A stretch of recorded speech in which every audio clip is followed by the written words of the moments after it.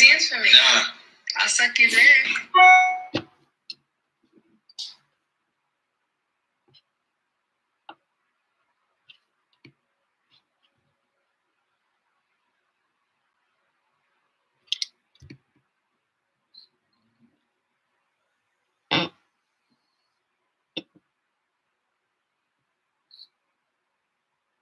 Morning, morning, all. Morning. So just get this here. Give me 1 sec.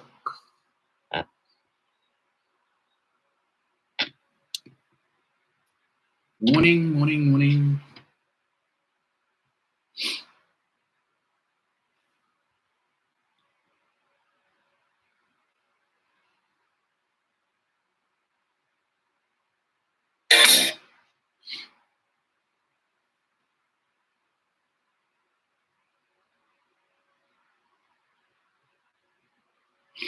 See who do we have here? Morning, Neil Francois, always present. Good morning, sir. Lynette Harris, morning. Pauline Buckmeyer, good morning. Daniela Williams, Jenny Hubert, Rookman Gangadine, morning, Rookman. Althea Alain, good morning. Sedena Kwashi, morning to you. Cyril Meyers, J Dimple 66, morning. Rena Jennings, morning.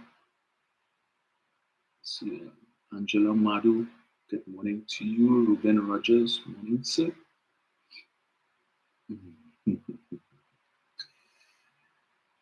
Yes, Daniela, I'm going to touch on that today. Yeah, there is, of course, I have to respond to Mr. George. Dish, morning to you. Morning, Anna. Anna Sister. Yes, Anna, I received your birthday gift. Thank you so much. Charm Rich, morning to you.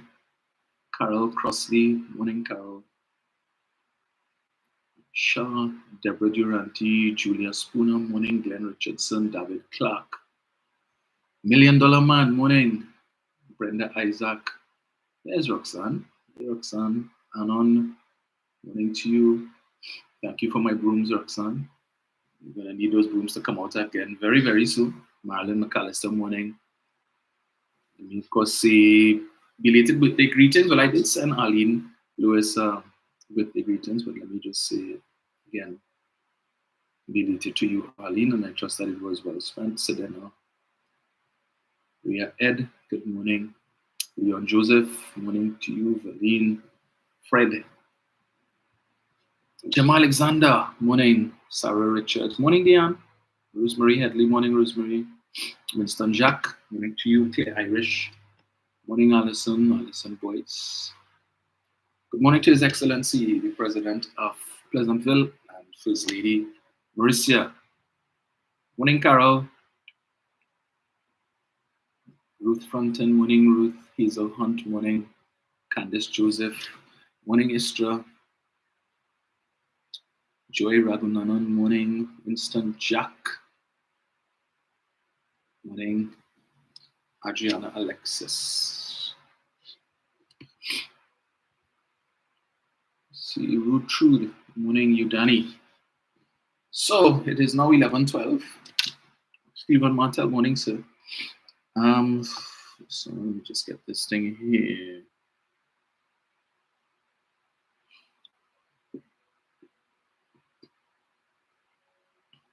Right, so there were several people who reached out to me last week during an interview that was conducted by Juliet GV in her Juju Love program. Good morning, Miss Gordon. Ruben Elder, morning. Merle Durant, morning. All right, so they drew my attention to it, and of course I wasn't in my car at the time, so I wasn't able to listen, so I had to go back and play it. So just give me 1 second. And I must say it was a rather interesting interview. But before I get to that, of course, there are a couple other issues that we must address.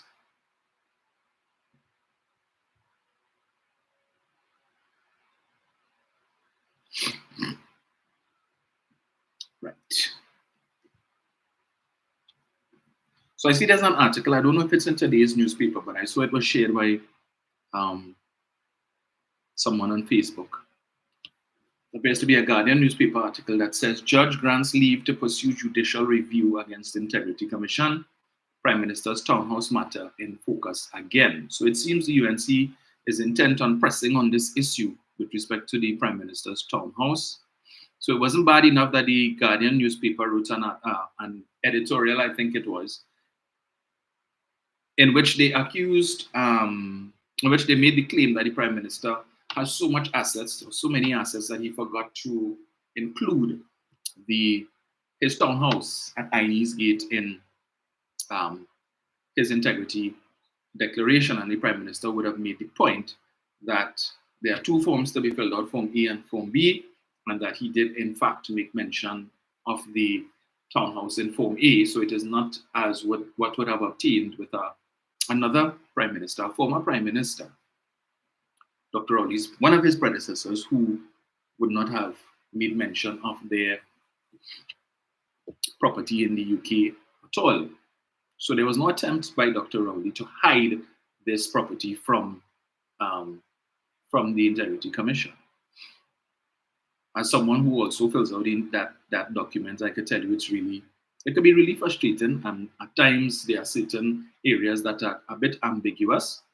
Because right now they're running me down for my 2018 filing, and of course I was not subject to the Integrity Commission, to the Integrity in Public Life Act in 2018, but apparently they require you to submit a filing for the year prior to which you would have been subject to the act.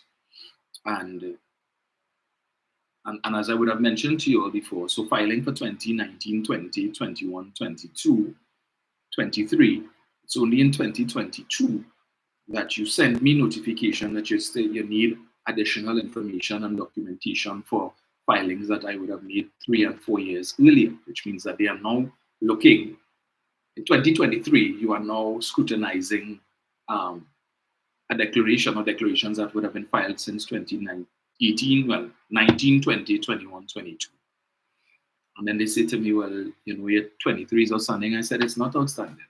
If you check, I dropped it off in your mailbox downstairs about 2 or 3 weeks ago. And then they say to me, well, oh, okay, well, we will go and check it. So what's the point? You all don't, I would imagine, you're supposed to be checking this box on a daily basis, especially given the fact that if persons don't file the Integrity in Public Life Declaration, you all could summons them and all kind of court interventions and all these different. This is a serious matter, and you're telling me 2 to 3 weeks later, since I dropped off this thing, you all then go and check the mailbox, which is where persons would drop off these documents, because it's not like when you go, they just allow you to go upstairs to the Integrity Commission floor. You have to if you let security know, well, I came to drop this off, they tell you, well, just drop it in the box there. They don't give you the option to go upstairs, because that's hallowed ground upstairs by the waterfront there, right? So it says here, activist Ravi Balgobin Maraj, better known as Anand Ramlogan's lackey, has been granted leave to apply for judicial review against the outcomes of the Integrity Commission's investigations into Prime Minister Dr. Keith Rowley Inez Gate property in Tobago. The leave was granted by Justice Devendra Ramprasad on Thursday. Under the tenure of former IC Chairman Rajendra Ramlogan, the Integrity Commission investigated Dr. Rowley 3 times on different aspects of his acquisition of the Tobago townhouse, and he was cleared all 3 times. According to Maharaj's affidavit, the 2 central points of contention are the Integrity Commission's decision not to reopen its investigation into the Prime Minister's non-disclosure to the Commission in 2019 of his acquisition of the townhouse, in light of the Prime Minister knowingly making a false declaration as to the value of the townhouse on his declaration of income, assets, and liabilities. So let me just skip to. According to Maharaj's affidavit, the Commission erred because it failed to appreciate that in the context, scheme, and purpose of the Act, once a genuine complaint was made, which would cause a reasonable commission to launch an investigation, it was duty-bound to conduct a genuine, meaningful, and proper investigation. And by unfairly shifting the evidential burden and or elevating the height of the evidential hurdle which was a complainant, which a complainant must cross, the commission had acted unfairly, illegally, and irrationally. Now we see in the playbook again. This is what they did in 2015. I recall with the leaked email to go after Dr. Rowley. Don't call him, don't refer to him as doctor, and so on. All of these different things. Just call him Rowley and whatnot. And if you focus on him, because there is the belief that the main reason why you have so many people who are against the PNM is because of Dr. Rowley. So paint him as a racist. So on one hand, they tell you he's a racist. On the other hand, you have Annie Roberts, who has also accused the Prime Minister of being racist. Will tell you, African persons, all they don't support the PNM because the PNM is supposed to be an African party, but Rowley have a set of East Indian in his cabinet. Rowley given all the plum ministries and plum positions to the East Indians in his cabinet at the expense of the persons of African descent. Now, if he's a racist and he doesn't like East Indians, would he be giving, as they claim, all of these plump positions to the East Indians? But they always accusing the PNM of blowing the racial dog whistle. Every time they open them up, it's, oh, the PNM supporters voting based on race and all of that. If the PNM supporters used to vote on race, then Faris Al-Rawi would not be the member of parliament for San Fernando West, because Faris is not of African descent. If PNM supporters used to vote based on race, then Terence de Alsing wouldn't be the member of parliament for St. Joseph, because he is not of African descent either. You see, but it is a popular narrative for them to spin, and they have the people who will run along that nonsense, right? No problem.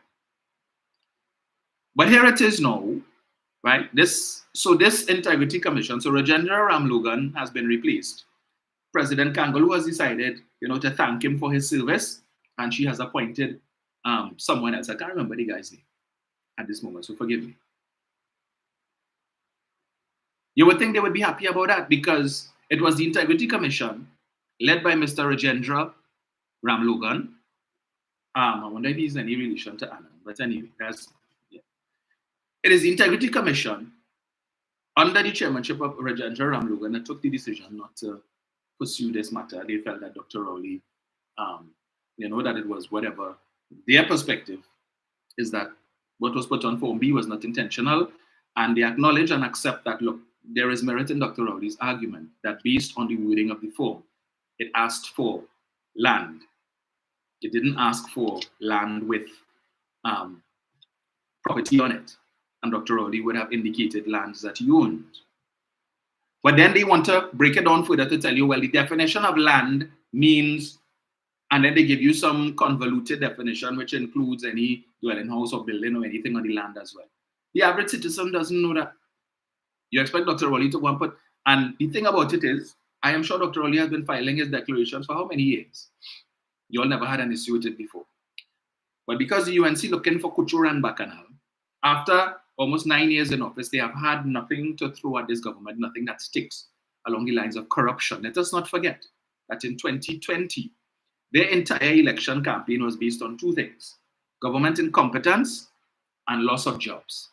No allegations of corruption, right? No allegations of corruption.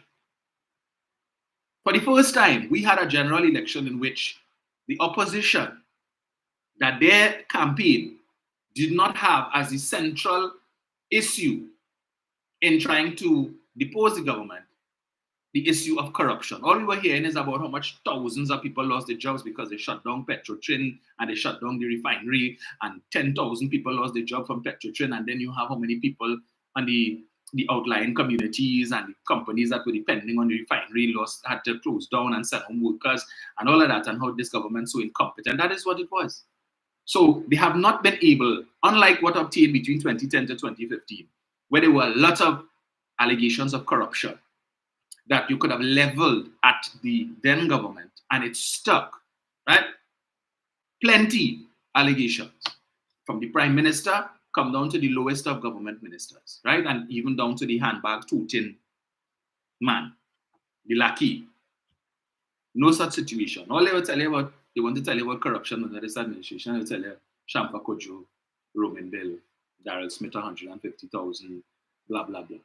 And everything else is just machinations, things they make up in their head. Nobody really takes them. So, in the wake of this, right, you have Gary the Great, as I call him. Right? You all know who that is. So let me get him here. Courtesy. Right. I tell you, Dr. Rowley really living in this man's head rent free. Yesterday he posted, is the Rowley-led government once again revealing its dictatorial tendencies, and are the fears that some harbored about President Kangaloo remaining politically involved coming true? The country needs to wake up and understand that when I continue to speak about democratic dictatorship, it is becoming more evident daily, because when the government cannot have its way, the country witnesses hate, anger, and people totally out of control. Really? Their focus appears to be on removing people they cannot control who are in independent institutions. Which may be why, in less than 2 months, former senior member of the PNM and now sitting president, Christine Kangaloo, has replaced Deborah Thomas Felix as head of the Industrial Court, and the latest development is that she has declined to renew the contract of the head of the Integrity Commission, Rajendra Ramlogan. But why are you all making an issue of that? This is the same Rajendra Ramlogan who was chairman of the Integrity Commission that only have an issue with respect to their decision not to pursue this matter with the Dr. Rowley's townhouse. So all should be happy. But you see, you can't be half pregnant, and you need to tell these people that. But he goes on to say the government's previous presidential pick, Paula May Weeks, not only played a role in the meritless fiasco, but also appointed what could be argued as the most incompetent police service commission ever. This commission selected a candidate for commissioner of police who didn't place in the top 15 a few years prior. A few years prior, right? She didn't place in the top 15. So I guess between that time, when she didn't place in the top 15, to the point where she would have risen to the rank, to the head of the list, Ula didn't do nothing to distinguish herself, to improve her ratings. But apparently it's only Gary the Great could do that. Only Gary the Great, when he was selected as commissioner, was 4th on the list, right? Was 4th on the list. And then he moved up to supposedly 1st on the list. We don't know. That's what he's saying, because the merit list on which he was supposedly 1st place, the only person or the people who should have seen that list or who should know what was on that list is the Police Service Commission and the Police Service Commission. Because I don't even think the president had the merit list long enough to even look at it before it was withdrawn, based on information that subsequently went to the Police Service Commission. But he knew that he was 1st on the list, because apparently he is a clairvoyant. So he sat on home and he probably conducted a seance, and the list appeared in front of him and he saw it. But then again, you know, he has, as he calls it, whistleblowers all over the place. Yeah?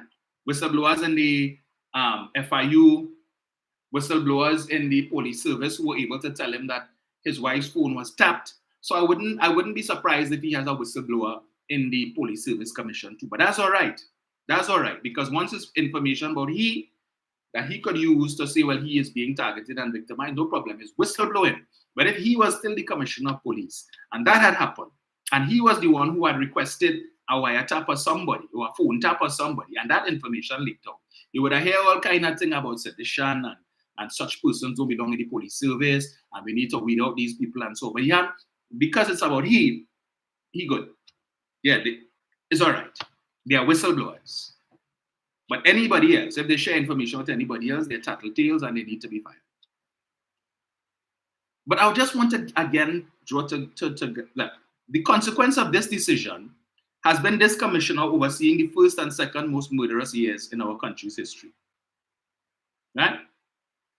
So because of the decision, according to him, with the meritless fiasco, and again, Gary Griffith continues to prosecute this nonsense about this merit list. If, as he says, you're supposed, because he is basically saying that merit list, if he was on the top of the list, that he should still be commissioner of police, because when the list went to the parliament, apparently the government's supposed to look at it, okay, Gary Griffith is 1st on the list, right? So we had to appoint him. You see, he could fool the masses on the waterfront ilk with that stupidness about that is how, because they believe that is what was supposed to happen. No matter how you tell them, government is not obligated to select the 1st name, the 2nd name, the 3rd name, or any name on the merit list. That merit list could have come to parliament. The government could have said, we don't support anybody on this list. Do it over. Find new nominees. We're not supporting that. They had that right. They could have bypassed number 1 on the list as they did when Mr. Griffith was number 4 and pick somebody else. So they could have bypassed he being first on the list and still pick Ula. And then what? So this thing about the merit list and this fiasco and the president, was misbehaving in public office is absolute rubbish. And I always ask the question, when does due diligence end? If it is that the Police Service Commission has a responsibility to ensure that the list of names that goes to the Parliament for consideration in appointing a commissioner of police is above reproach, that every nominee on that list can withstand the most robust of scrutiny. If they send a list to the Parliament and the Parliament decides, okay, we're picking a name here, and then it is later found out that this person was engaged in all kind of wrong stand-up that the Police Service Commission should have been aware of, who gets blamed for that? Who gets in blame? And if the Police Service Commission does not have the teeth or the wherewithal to conduct certain investigations that the National Security Council may be able to do, and the National Security Council conducts such an investigation and gets information, what Dr. Rowley is supposed to do with it? The same thing that Mr. Pandey did with the report from Bob Lindquist in the airport, put it up on a shelf, just read the cover page and say, nah, me have time for that. And call your secretary and say, fine, put that somewhere now. Find a shelf to put that. I'm not interested. Let her collect that somewhere. That's what Dr. Rowley was supposed to do, right? That's what he was supposed to do. And then if it was later found that the National Security Council had information that would have been critical to the Police Service Commission in making a decision, what did I say? Rowley had that information. Why he didn't present it to the Police Service Commission? Why he sit down on it? All kind of thing. All the bleeding hearts and all of the men and women of letters who were critical of that whole situation would have been singing a different tune. Of course, none of them will come to Dr. Rowley's defense, and we know why. But just to remind Gary, you were not first on the list when you were selected. And if, as you are saying, that the first on the list should have been selected, and therefore that merit list should have gone through and you should have been selected, well, then you would never have been Commissioner of Police. From 2018 to 2021, the Commissioner of Police would have been Deodat Dulal Chan, not you. That is who the UNC supported, Deodat Dulal Chan, not you. The same UNC with whom you are now in cahoots, that did not support you, that abstained from voting for you. They were in support of Deodat Dulal Chan. As one of their members said, put the Indian. You remember that?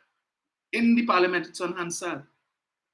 They didn't care, implying that, right? Gary, who was part of their ranks between 2010 to 2050, they didn't have confidence in him. They didn't want him. Today, they want to tell you that he was the best thing since sliced bread, the best commissioner of police the country ever had.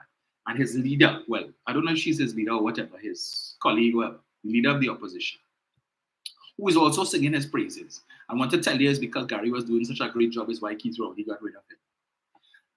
I want to remind again, you all do ever hear Gary Griffith talking about the fact that his acting appointment as Commissioner of Police after his 3-year contract expired, in that intervening period, when he was appointed to act as Commissioner of Police, that acting appointment came to an abrupt and premature end because of Anand Ramlogan and the same Ravi Balgo bin Maraj, who decided to go to court to challenge the legality of Gary Griffith's appointment as acting Commissioner of Police because they said the process was flawed. And the court, Justice Nadia Kangaloo, the sister, I think is the sister or some relative of President Kangaloo, agreed with the submissions of Mr. Ramlogan, despite the fact that he had requested that she recuse herself because he said he had a number of matters before her that were outstanding for a number of years and he didn't want this matter to end up in the same situation. She found in favor of his arguments. And as a result of that, Gary Griffith's acting appointment came to an end. You see him talking about that?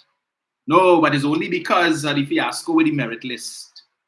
Only because of the fiasco with the merit list, but never reminds and speaks about the fact that it was Anand Ramlogan, through his lackey Ravi Balgo bin Maraj, that brought his acting appointment to a premature end.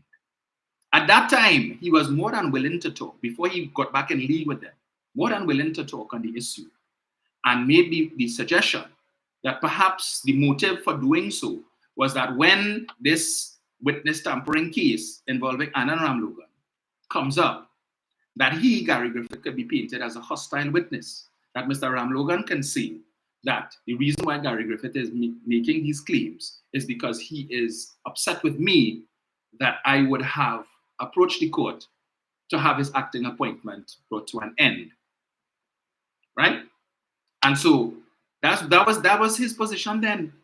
That they tried that Anna, this was all self-serving. It's not that Anna Ramlogan was concerned about the public well-being and so on and the legality of Gary Griffith's acting appointment. Instead, it was a tool, a ploy that he could use when his court matter comes up in this witness tampering matter in which Gary Griffith is a key witness, to say that the only reason why Gary Griffith is saying these things is because he vexed with me. He have an axe to grind with me because I was responsible for bringing his acting appointment as Commissioner of Police to an end. But he don't ever talk about that to me. But what is interesting is the fact that the same Kamala Prasad Sunday who always saying, who are today telling you Gary was the best Commissioner of Police this country ever had, she could have told Anna Ramlogan when he was pursuing that matter, back off. Let it go. Gary doing a great job. Don't pursue that. She never did that. She allowed it to proceed. She allowed Anand to go through, right? And we know what the outcome was of that. Why he didn't tell her? Why he don't call her out and ask her, why didn't you tell Anand to back off? Since I was doing such a great job, why didn't tell him back off? You didn't do that. So go, Anand, go. Go ahead, go ahead. Go ahead. And he went ahead, and the rest is history. But these hypocrites want to come today and tell you what Gary was the best thing and the best Commissioner of Police. So I see they're having a crime symposium this week coming in, organized by the Office of the Leader of the Opposition in La Jolla, I think by Eastern Credit Union there in La Jolla. Gary Griffith will be on the panel and a couple other persons. I want to see if there would be any police officers in attendance at that event, not just to keep the peace, whether there will be any police officers sitting at the head table with the intention of speaking, right? I want to see if that is going to happen. Because if it happens, and especially if they're going to, because you know they have friends in the St. Joseph police station, when it is that Camille Robinson Regis and Josiah Austin, in the lead up to the local election, wanted to have a community town hall meeting to discuss crime, to bring the police, right? The same thing them want to do. And Camille and Josiah wanted to have that. Gary Griffith threatened to involve I think the Police Complaints Authority and some other entity and so on, that the police were being used as a political tool. That this is a PNM meeting organized by the PNM, and therefore to have the police involved there is you abusing the police service and using the police for political gains. But then we saw 2 weeks later, Khadija Amin, right, had a meeting, same meeting. She and a councillor, Ryan Rampasad, I think it was, had the very same meeting. And the very same officer from the St. Joseph police station who was supposed to be a part of the meeting with Camille and Josiah Austin, who pulled out because of he was present in that meeting with Khadija and Ryan. He couldn't go to Camille and Josiah, but he went to Khadija and Ryan's meeting. And since Gary Griffith had an issue, I want to see, because it's the leader of the opposition who sent out the press release and the notice of this meeting, inviting members of the public to come out in your numbers to hear what it is that they have to say. Come out in your numbers, whether you're PNM or UNC, come out and listen to Prasad, well, Gary Griffith and whoever else bash the government. So if it is that there are any senior police officers there in this meeting this week, Mr. Griffith needs to tell the population why that isn't, why he's supporting that. Because he told us when he was Commissioner of Police, he would have never allowed that. No police officer can be no meeting organized by no political party. Right? But yesterday was yesterday and today is today. So let's see if in that meeting, I can't remember if it's Wednesday or Tuesday or whatever, if there will be any senior police officers from the St. Joseph station participating in a meaningful way in that meeting. And what Mr. Griffith's position is going to be on that. Is he going to show up his hypocrisy? But I wait to see. Because I looked at the flyer, I ain't seen no mention of any police officers. So we wait to see. Because if they figure we forget, we ain't forget. We have not forgotten. Because the lengths that he was willing to go through to stop that meeting, let's see what it is he's going to do now. So, all this level of hypocrisy. that is to be expected. I also have before I go there, I have a craving indulgence moment this morning. Again, you all know when I say that, what that means. So forgive me. But before I go there, let me just read this quickly. Because I have a little line to attend by my partner, Dean. They tell me come for 1:30, but I ain't seeing that 1:30. Right, let me get this here. Again, this is another one for the hypocrites. Guardian article dated. Let's see the date on this. Yeah. Let's see.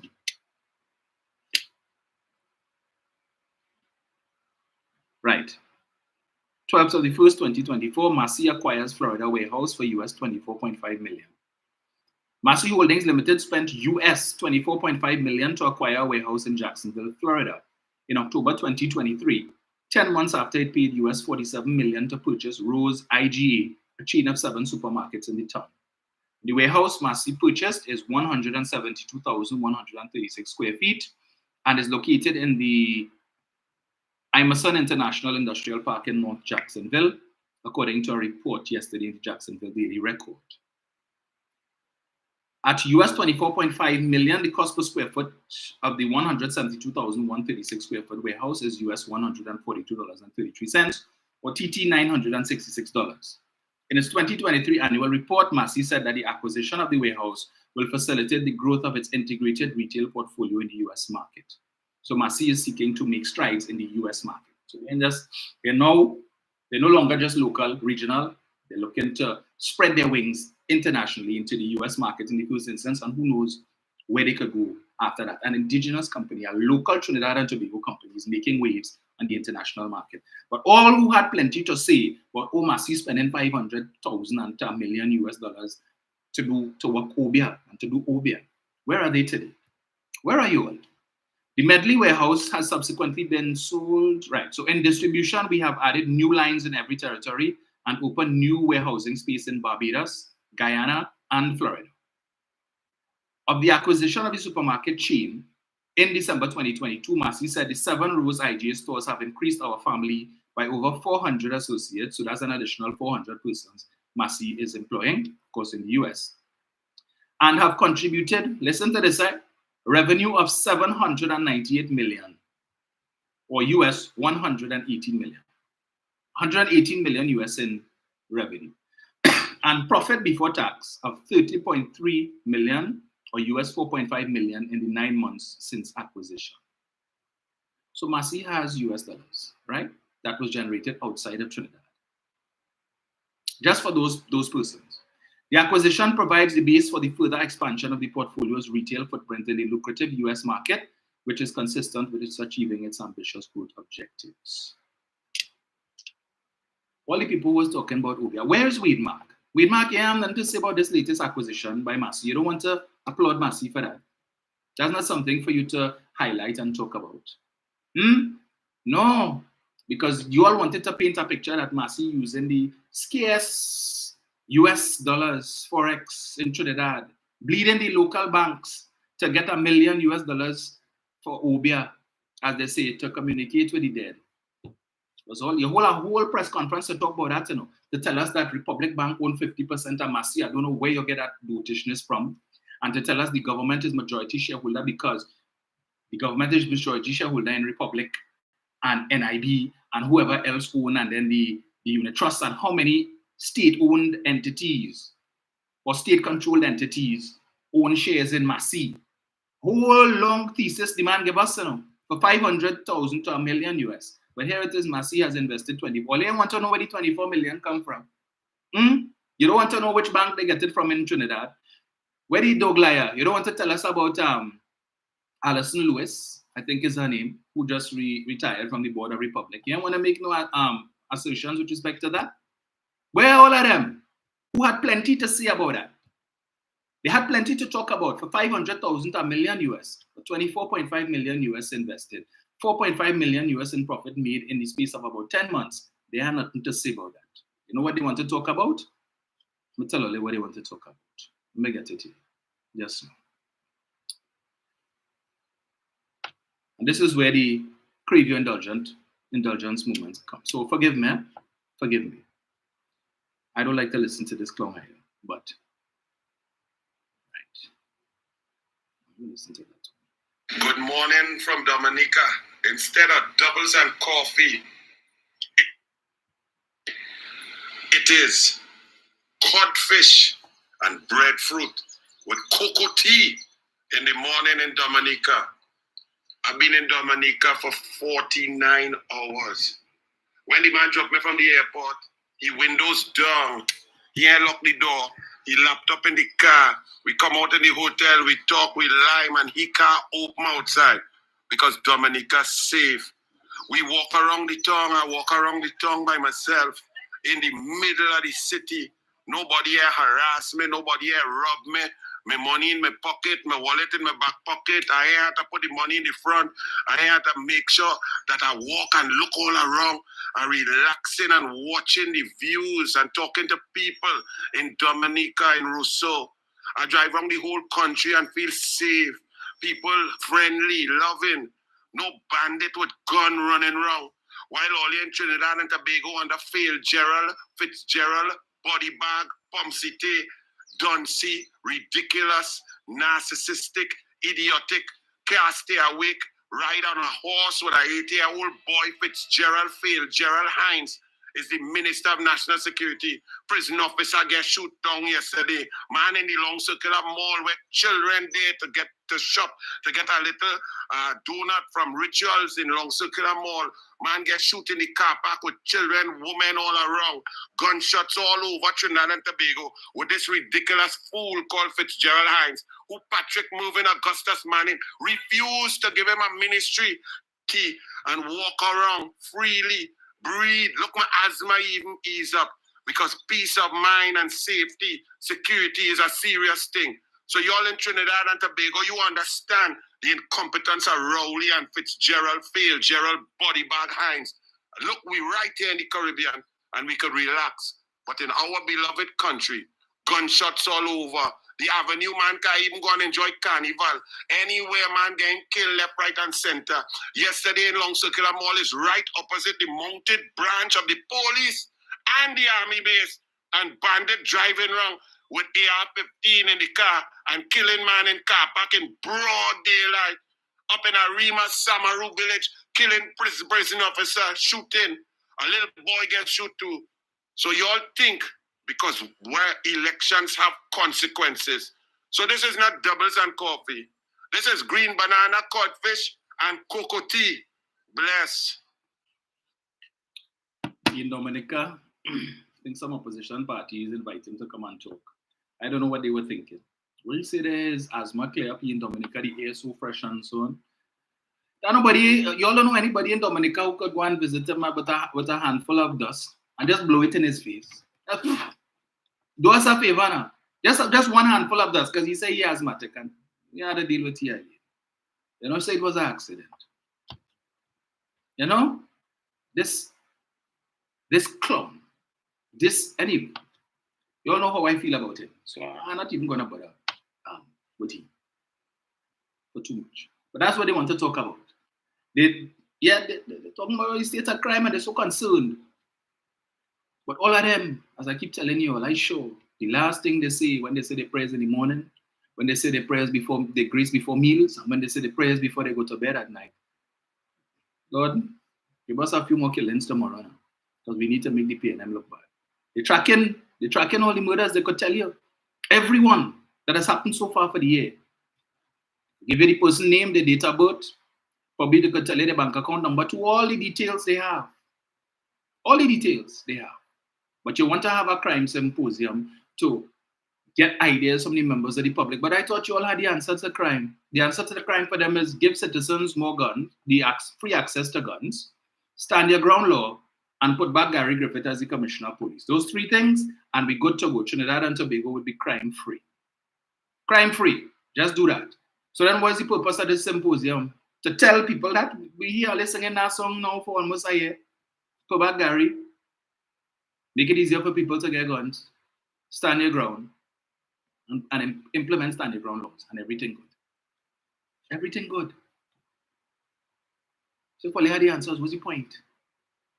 But they wouldn't anyway. I see in Bahamas, the Commissioner of Police in Bahamas is asking the Attorney General to amend the Bail Act so that persons accused of committing murder would not be able to get bail. In the Bahamas, where the murder statistics is much lower than Trinidad and Tobago, the Commissioner of Police is facing the same problem that the Commissioner of Police in Trinidad and Tobago has. So I imagine the Minister of National Security in the Bahamas facing the same problem that the Minister of National Security in Trinidad and Tobago is facing. Rising crime. And a lot of these murders that are taking place are being driven by persons who have gotten bail for murder. So they have the same problem. Same problem. You commit a murder today, 2 days later, you spend a night in the police station, you ain't going remand. And 2 days later, you're back out on the street, minus the gun that you would have, that the police probably catch you with.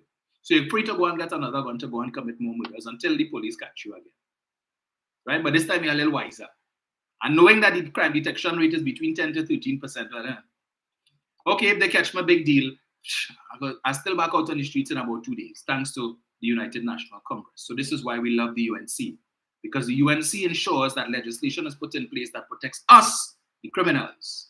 They make sure that legislation is put in place that is sympathetic to us, the criminals, and to hell with the average citizen on the street. Right? To hell with them. So no longer is the fear of being arrested a deterrent from committing murder. So if they come to rob you, they'll say, if we get catch you, just deal with a little robbery charge. You know? I ain't able with no murder charge and I just sit down in remand for 10, 15 years. And we all get bail to study it. So bust to cap 90, always wanted to feel what it feel like to pull back a skull, as they say. Or take a ghost, fix up. Take a ghost now, don't worry. You can handle your people to take your bail by. Right. But we're concerned about crime. Before I get to Mr. George, permit me to play one more thing for you, right? Bless. I came across this video.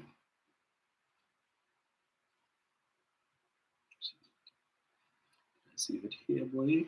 Just, yes. Let me just put this thing on here.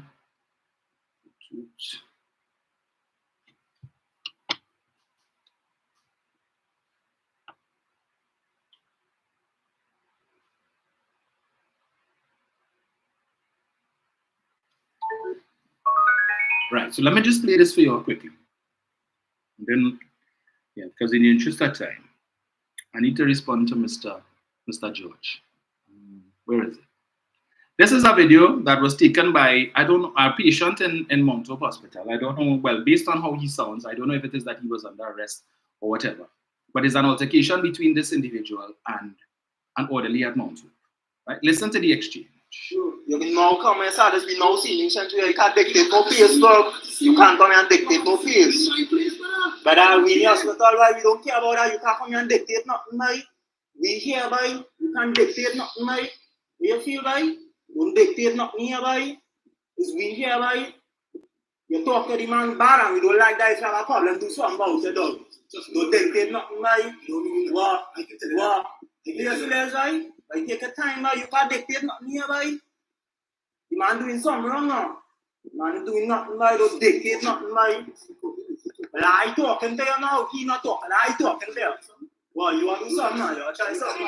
You want to try something now? Because I watch you. You cannot feel the doctor. But you have to talk any better than that guy. You don't feel the size up. I'm not on that guy. Don't dictate nothing here, boy. I tell you that guy. Man, do not wrong, like, man, that's just one. You feel like a dictate something now.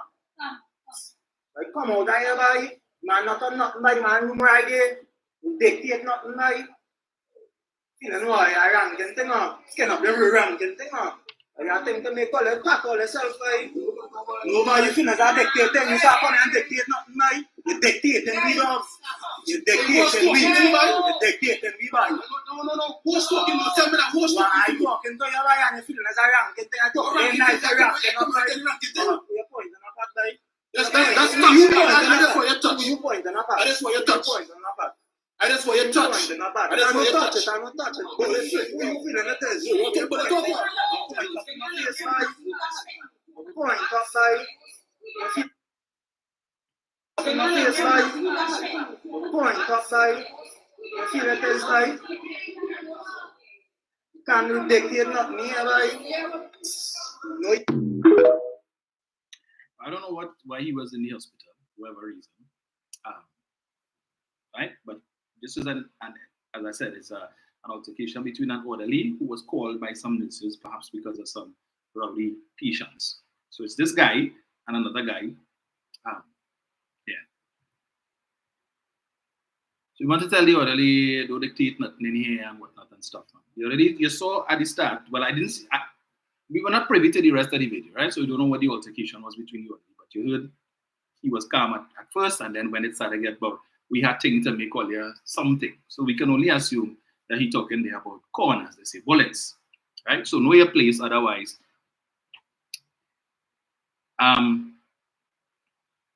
What is of concern to me is when I read the comments below this video from ordinary citizens who supposedly so concerned about the crime situation in the country, right? You hear what you say, if you're a youth man, whatever, and so on. So clearly he's a young person. And as we said, when you look at the demographics of persons who are being held for crimes, murders and so on, and the main is persons between the ages of 17 to 29, right? That cohort. And he certainly sounds like he falls within that cohort. Listen to this. When you hate your job, but you like the money. So this is they're referring to the orderly, right? Another one says, I came across some MC, well, you know what that means, when my daughter was there. Hogs, animals, can't speak to people. So again, she's speaking about the orderly, not the guy who reacted in this way because, however, the orderly talked to him. So he, just because you went like the tone in which you were spoken to, talking about we had thing for all or whatever. Another one says, but for real, Mount Hope has hogs working there. Another one says, but that is the truth. I had to go and report a few nurses. Another one says it's not about the hating the job. If the orderly can't keep persons who may be disrespectful to nurses, who will stand for us when they abuse us? It's a hospital, not a block. Right? So there's one person defending the orderly.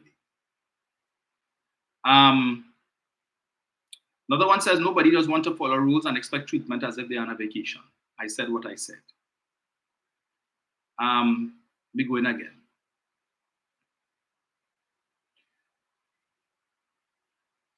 So this one says, why people like to brag about having gun, I just don't get it. Somebody else says, I was treated so terribly when I went to the hospital to make my second son. The nurses are the worst. Another one says, just remember what Mount Hope Hospital is famous for.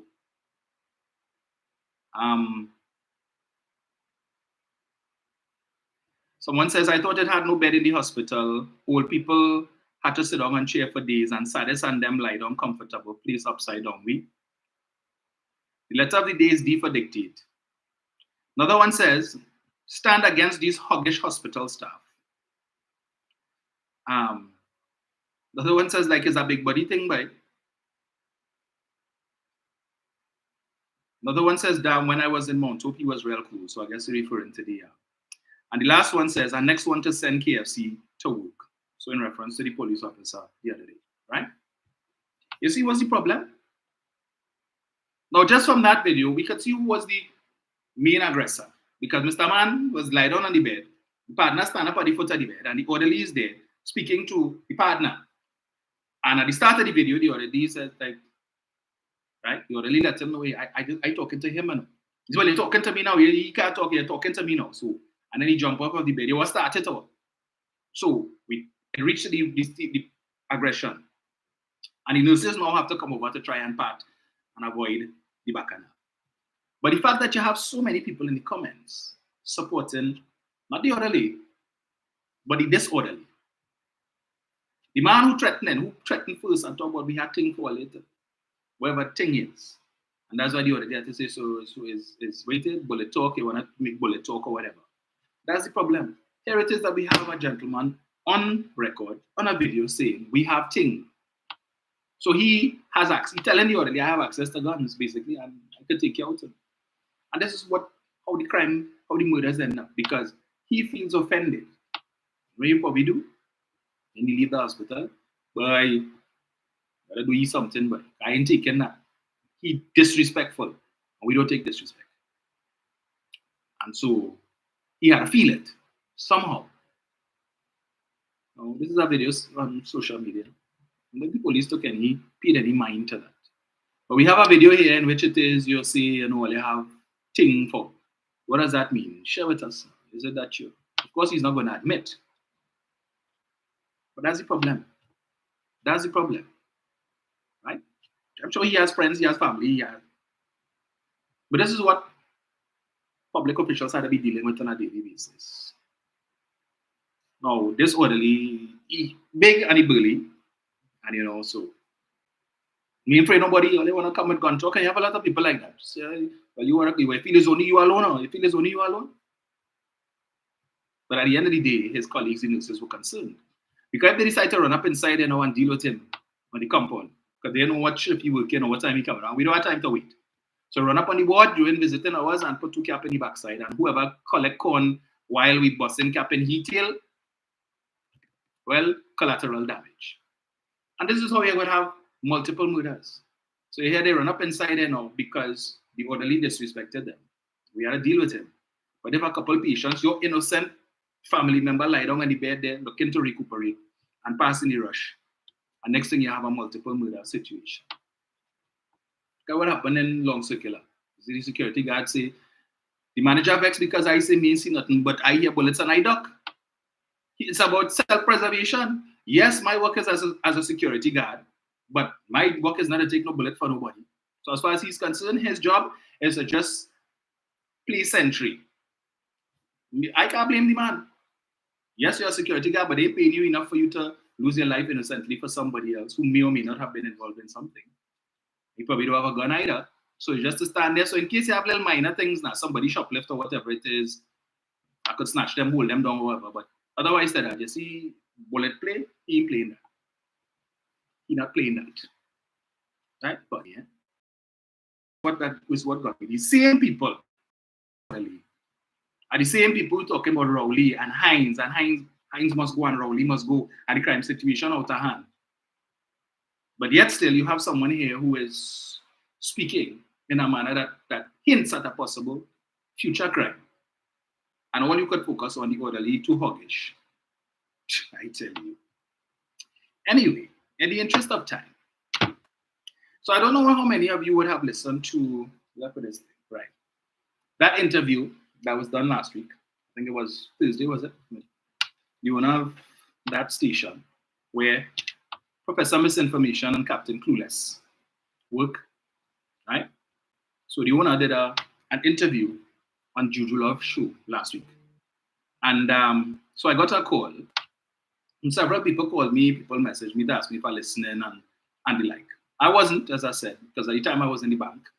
And saw calls, missed calls, messages, and whatnot. So by the time I got back into the car, I got the tail end of the interview, or at least the portion in which I was mentioned. And Juliet would have asked the question, with respect to the circumstances surrounding, as she called it, my dismissal from 91.9. So let me just get this here, right? So let me just tell you.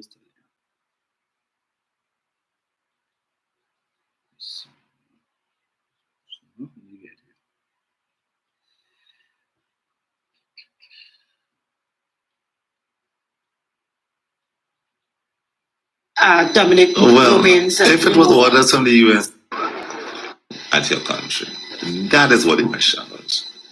All right, so let's stick up in there for a while because, as I told you, time is of the essence here. Let's talk a little bit about 919, the street. Yeah. Over the last year or so, we've had some, challenges here at the street. We saw where this gentleman, Dominic Romain, was dismissed from the Street 919 FM.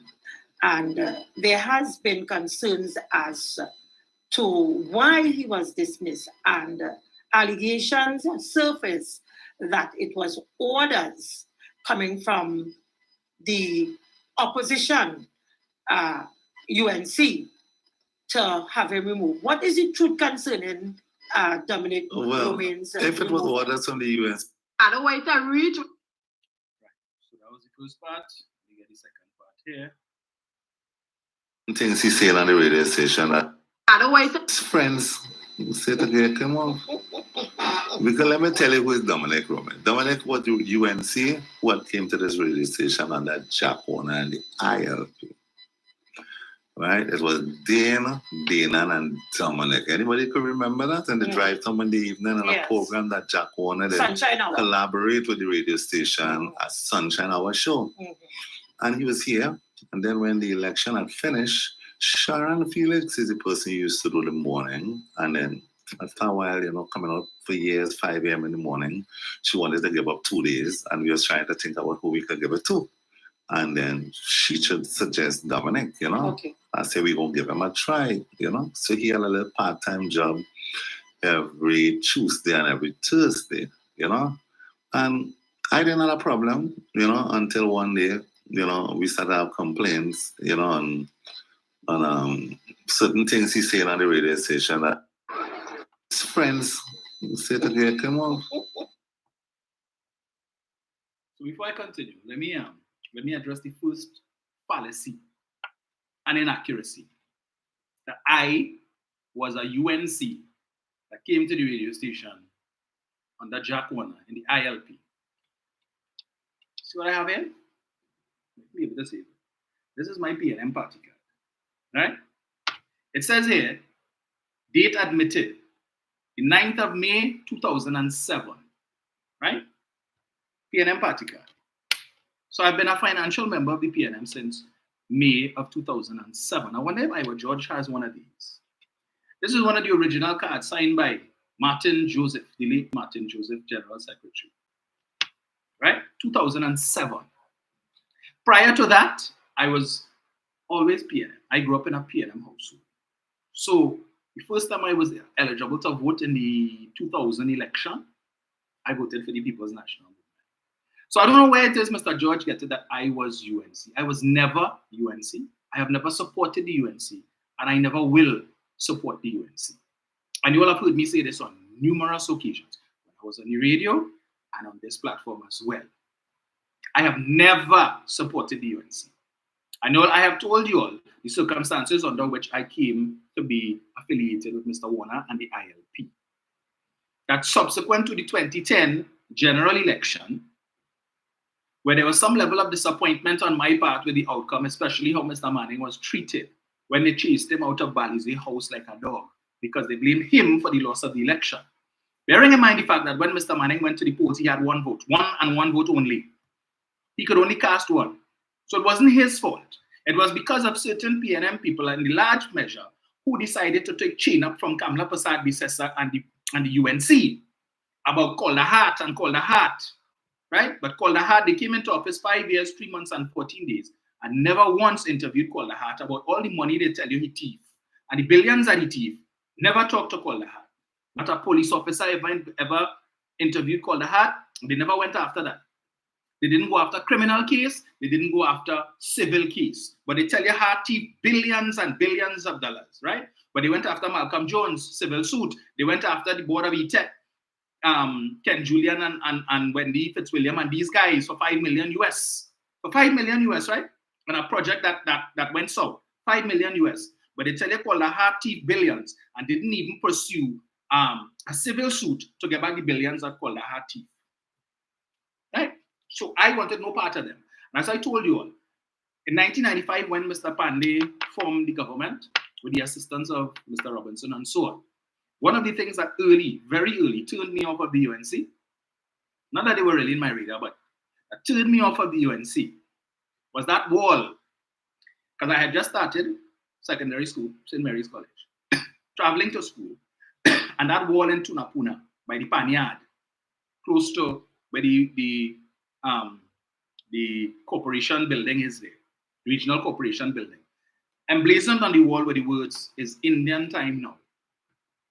Black paint, big and bold. And nobody saw it fit over the years to remove that. So for years, as a teenager traveling to school, I have to be seeing this morning and evening is Indian time now. And that too was fueled by the fact that this thing people seem to want to highlight that Mr. Pandey was the first East Indian Prime Minister. So what? What's the big thing about that? Mr. Pandey was the 5th Prime Minister. I mean, if we had a line of 40-something or 50-something Prime Ministers who were all of African descent, no problem. But he was number 5, so we had 4 before him. And if you look at Eric Williams wasn't pure African. Look at the texture, the pictures you see with Eric Williams' hair. Eric Williams looked more Douglas than African. Look at George Chambers.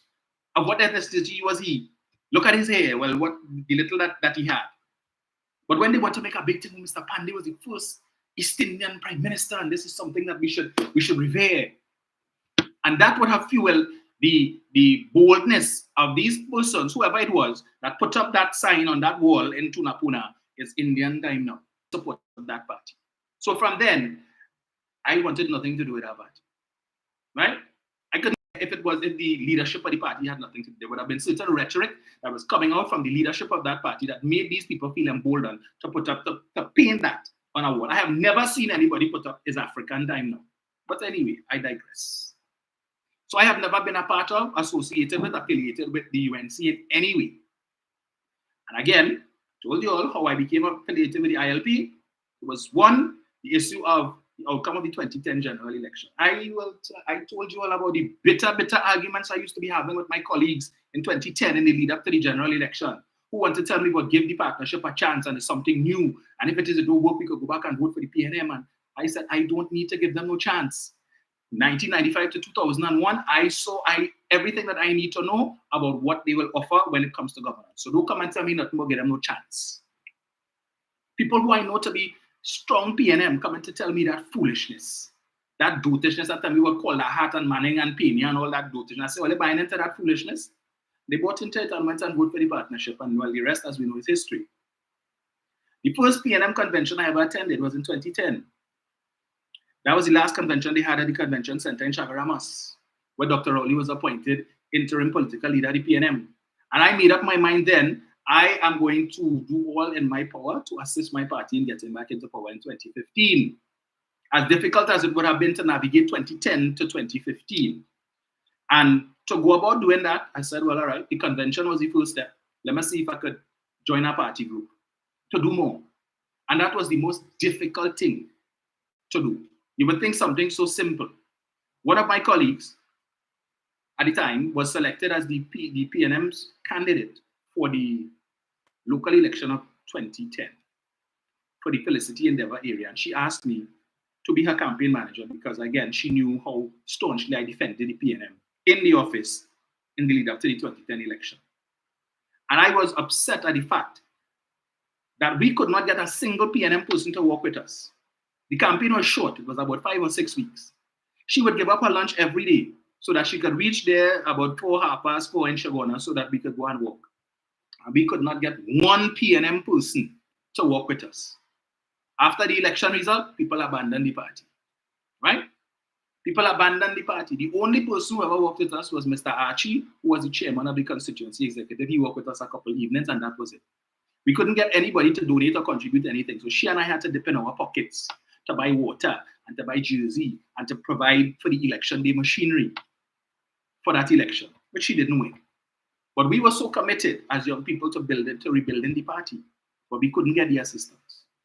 So in me serving as a campaign manager, it gave me the opportunity to meet a lot of people, some of them influential in the PNM.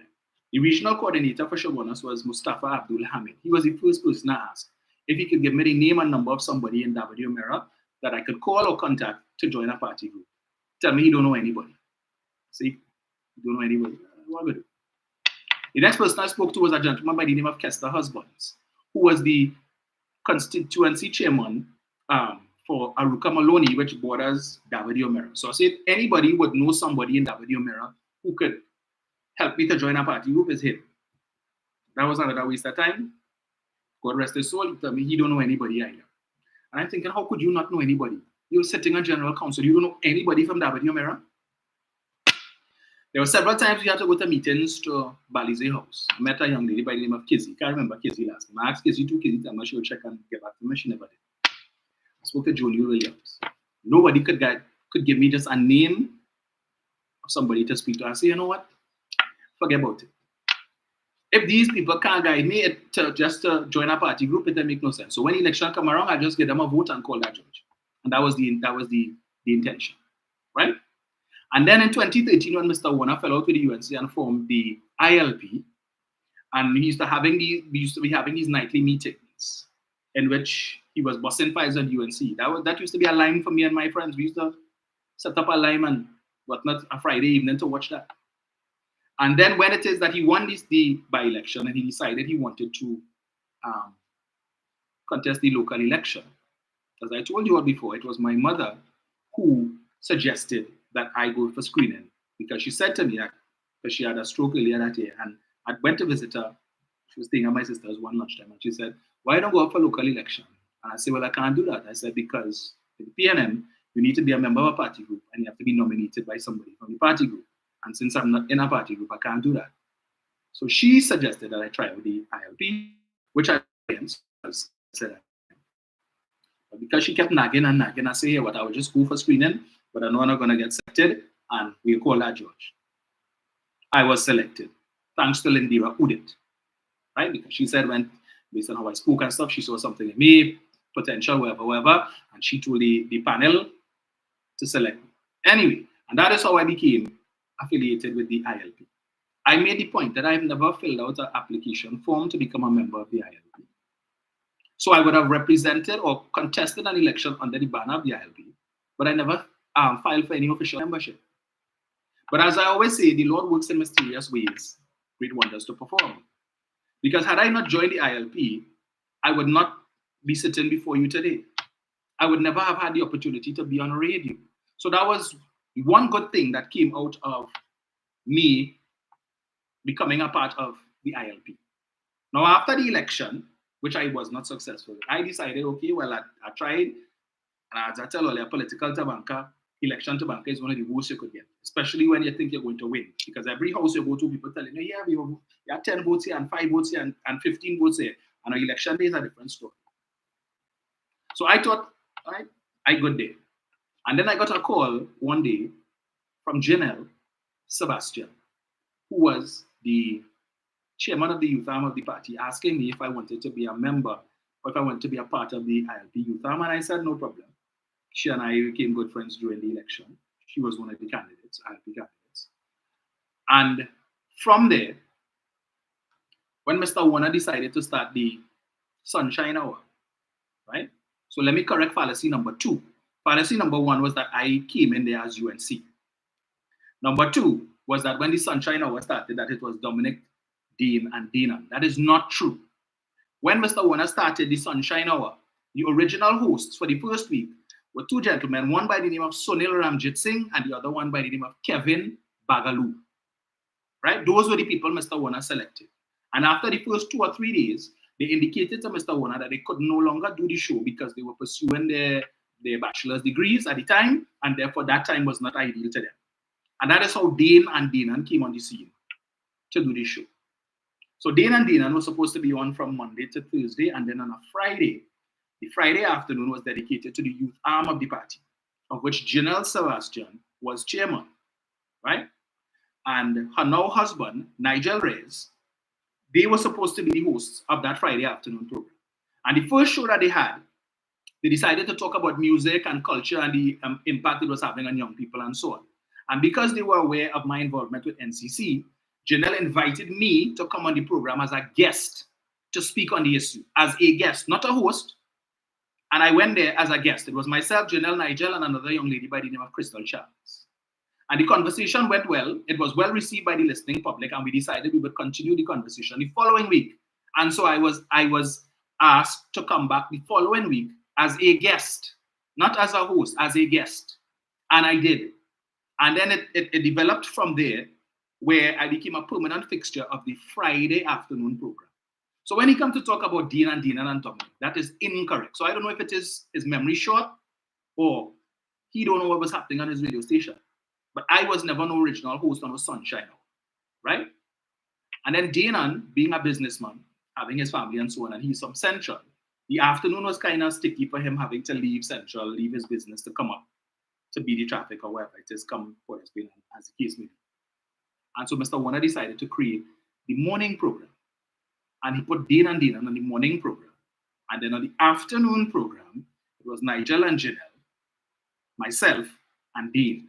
4 of us used to be in the afternoon. From time to time, I used to, when Dean and Dean are not available for the morning, I would show up. They would call me and Mr. Joseph Menz to come and do the morning show. So I was never no original host of no show. It was no Dean and Dominic. So there's 2 things that he got wrong. Third thing he got wrong, where he said when the election ended, that Sharon, after some years of doing the morning show and getting a 5 a.m. and she wanted, he left out a whole significant development there between when the election ended in 2015, September 2015, to 2021, when I joined the morning show, right? You all may recall, there was a program called Facts versus Opinion, but like he forget that, right? Facts versus Opinion. So in September of 2015, when the election ended, 2 weeks after, Mr. Warner came to us and he said, here's what, that's the end of the Sunshine Hour, mission accomplished, we've gotten rid of the People's Partnership, we got rid of Kamala, right? So there's no need for the Sunshine Hour again, right? And we all went our separate ways.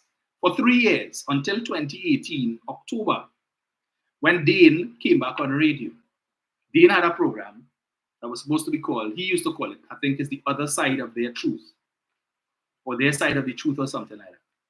And the first program that Dane had, I just happened to listen. And at the end of the program, I called him and I said, hey, partner, good show thing. And Dane said, here, what? Come and do the show with me now. I say, boss man, I am at a different place professionally. I can't afford to do that show right now. I said, because the timing of that show is my prime earning period. So I really can't give that up right now because unbeknownst to many, I did not get paid for being on the Sunshine Hour. From March of 2014 to September 2015, I was never paid. And I was of the assumption that that was the case for all of us, right? That we were not remunerated, that we were all doing this as a labor of love. It was only a couple of years ago that I learned that I was the only person who was not compensated in any way for being a host on that show. But I had no issue with that because I good. So when people want to come on here and talk about I singing for my supper, and no, I was singing for no supper here. I do very well professionally. When I sit and do this, it's not because anybody paid me to do it. It's because I genuinely believe that UNC is no good for this country. So when I called Dane and tell him to come and do the show with him, it's 4 days a week. I said, I can't do that, partner. He said, oh, think about it now. He said, but come and do the show with me tomorrow. I said, all right, no problem. I know I wasn't going away. So I go, and of course, after the show, he said, I said, boss, I don't think I could do that. Well, let me do the show. You do it 2 days, I do it 2 days. Right. So I'll think about it. The following day, which was the Wednesday, he called me and he said, here what? In Point Fortin, he dealing with a situation and there's no way he's going to make it back to the station in time to do the show. So I need to pull him out. And that is how come I ended up going and do the show for him that day. And then the rest is history. The following day, the Thursday, was the same thing. He said he have a meeting to deal with in Point because he was working on the hospital project on that side. He was one of the subcontractors and he couldn't make it. And then eventually Dean abandoned the show and left it to me. And it went from The Other Side of Their Truth to Facts versus Opinion. So many of you all would remember that. 4 to 7 every afternoon, Monday to Thursday, Facts versus Opinion, right? So that is how I came back on the radio station. Now, I don't know whatever arrangement Mr. George had with Dean, which the program was supposed to be sponsored or whatever it is. But I did that program from October of 2018 till January of 2020. And again, I was never paid. I received no compensation for that. So he was getting ads. The show was a hit. Plenty people listening, right? I given up my time 4 days a week, 4 to 7. I was never paid for that. And I never asked for no compensation because again, so there were times when Google used to join me on the program, right? That's when Google and I would have made the discovery about the Phantom building in Barataria that Kamala Prasad Bisesa said her government had rented for the CPO staff. And her information, this is when they were contemplating government was contemplating renting One Alexandra to house the Ministry of Public Utilities. And she came and she said on a platform that she was told that the staff, she is informed that the staff at the CPO's office in Barataria are happy with the building and they don't want to leave and all of that. And when I went to look for the building and couldn't find it, it was as a result of Google and I doing the program in the afternoons, right? What do you call that? And then one day Google got a call telling him, you have your own show. Leave Dominic to do the show by himself. So if Google did come in the studio, he just had to sit down quiet and say nothing. And I had just had to do my program by myself. And from time to time, Dean would come on and make a guest appearance, but that was about it. But it seems Mr. George forget that whole period there, right? Then in January of 2020, they come and they tell me, and it's the same thing they did last year with Titans of Democracy. They say here what? We want to use your time slot just for Carnival to create a platform for the artists to come in and, do little interviews for those who ain't getting airplay so that they could launch the songs and all of that. But it's just for Carnival. And after Carnival, program will come back. And I said, okay, no problem. After Carnival came and went, I ain't hearing nothing. I want to know what's going on. So I called Piper, who was then the program manager, and Piper said, well, we're changing up the schedule of it. And the next thing I saw, they put Aisha, who used to come on before me from 2 to 4. They gave Aisha my time slot of 4 to 7. And then eventually they brought back Juliet with her program One Shot, One Kill with herself and Mr. Coco Reed. Right? Just like that, Well, they tell me Carnival. And then after Carnival, I hear, that is it. So as I said, I don't know what arrangement there was between Dean and Mr. George and whoever sponsorship that probably didn't come through, whatever it is. But for the fact is, from 2018 to 2020, I was doing this program free of charge. While Mr. George was enjoying the spoils of the ads and the whatnot and all of that, I wasn't getting anything, and I really couldn't care less because I loved doing that. The research and bringing the information to the people. So there's something else that he said. So I just want to clear that. 2 fallacies, right? We can follow the next one. This one. And every Thursday, and I didn't have a problem, until one day, we started to have complaints, on certain things he said on the radio station that, wasn't truth, you know what I'm saying? But who cares? Because nobody has no checks and balance. So what is it to Tyler? But it nobody knows. If a man call and tell me, a man says something on the radio station that is not true, it have any way for any checks and balance? There's no way for any checks and balance. So anyway, I never take it out, But it hit rock bottom one day when the UNC started to pay for a program on the Monday night, and he will come in the studio on the Tuesday morning and he will play back the UNC meet. It's not him objecting to the thing, Not really, And every Thursday, and I didn't have a problem, until one day, we started to have complaints, on certain things he said on the radio station that, wasn't truth, you know what I'm saying? But who cares? Because nobody has no checks and balance. So what is it to Tyler? But nobody knows. If a man call and tell me, a man says something on the radio station that is not true, it have any way for any checks and balance? There's no way for any checks and balance. So anyway, I never take it out, But it hit rock bottom one day when the UNC started to pay for a program on the Monday night, and he will come in the studio on the Tuesday morning and he will play back the UNC meeting, and then it's not him objecting to the thing, Not really, And every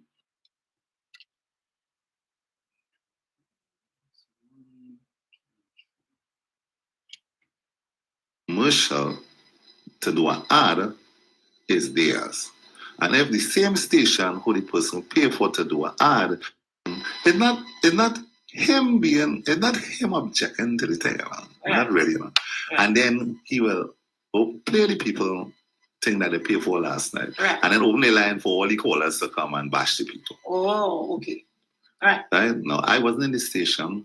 I was in the boatyard and I get a call and they asked me to talk to him. And that's the only one time I ever talked to Dominic. Okay. To explain to him that a person who buy a commercial to do an ad is theirs. And if the same station who the person pay for to do an ad, you come the next day and take the ad that they play and play it back and open the phone line for people to bash them. Oh God, what we gonna do with that? Where you going with that? Well, this is where. Hold on, let me finish. Right? Where you going with that? And me and you had a discussion, and then we went, and then.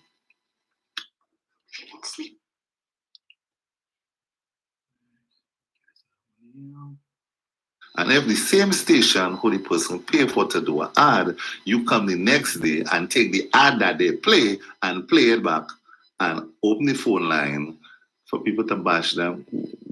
Oh God, what we gonna do with that? Where you going with that? Well, this is where. Hold on, let me finish. Right? Where you going with that? And me and you had a discussion, and then we went, and then later down in the thing, I saw the PLM internal election came, and then I saw a listener's program, and I hear using the station to campaign, and they try to talk to him, but he ain't listening to nobody, And then I see you come from my UNC, you come into Jack Corner, you go into the PLM. We don't have no problem with that, That's how it's supposed to be anyway, right? But however, you're going into the PLM and you're running in the people election as a... Come back to that one, Jason. Right? So, let me address the issue about, first of all, you get a call stating that I said something that was untrue. But you can't have any checks and balances. So what we gonna do? You can't have no checks and balances. And that is why you have the content that you now have on that station, particularly from 4 to 7, that you have dumb and dotish coming every evening, propaganda, lies, supported by the callers, right? Who compound anything. Me have a problem, and he has no problem. So it was bad enough that they were doing it on a Saturday alone. Let's give them the whole week, Monday to Friday, 4 to 7, and then come back on Saturday and do the same foolishness. So it had no checks and balances. If somebody call and say the man says something that is not true, it have no way to confirm if what he said is true or not. So just leave it so. Allow it. You all know that I always say, and I always used to say, when I took sitting in front of that microphone very seriously, which is why I used to spend hours doing research. And anytime I had to speak on anything, I would quote my sources so you could go and check it for yourself. Because I don't know who listening to me. This is radio. I don't know, and it's not just radio frequency in Trinidad. You have YouTube and they have Facebook. So this is outside. I don't know who's sitting down in the car and listening to that and who in what position, right? Who could fact check me at a moment's notice. And that's the thing about now. You see this thing called a phone, somebody talking, and while they're talking, you could be fact checking to see if they're lying to you or if what they're saying is true, which is why I was always very careful about anything that I spoke about. If a topic I saw was interesting, and then doing my research, I wasn't able to get the facts as I wanted or as much as I want, I stay clear of that. Because I don't want to come on the radio and say anything for people to say, I say this and I was. And the supporters of that party have a way of doing that. So I was very, very careful about what I spoke about and what I presented. So when he say people had no way to do checks and balances, yes, Mr. George, it's called research. But you see, when you're intellectually lazy, too intellectually lazy to go and do your research, you would make a statement like that there is no way for checks and balance. So let me tell all you about this thing he talked about where somebody called and said that I said something that was not true. And this happened in 2020. Let me get it here. So after they ended the facts versus opinion program, from time to time, Sharon, you all would recall, used to do the Sunday morning program at that time, which used to be 4 hours, I think from 9 to 1. A couple times, she would call me to come and do the Sunday morning show with her. And there were a couple of occasions when, if she couldn't come to work during the week, she would call me and ask me to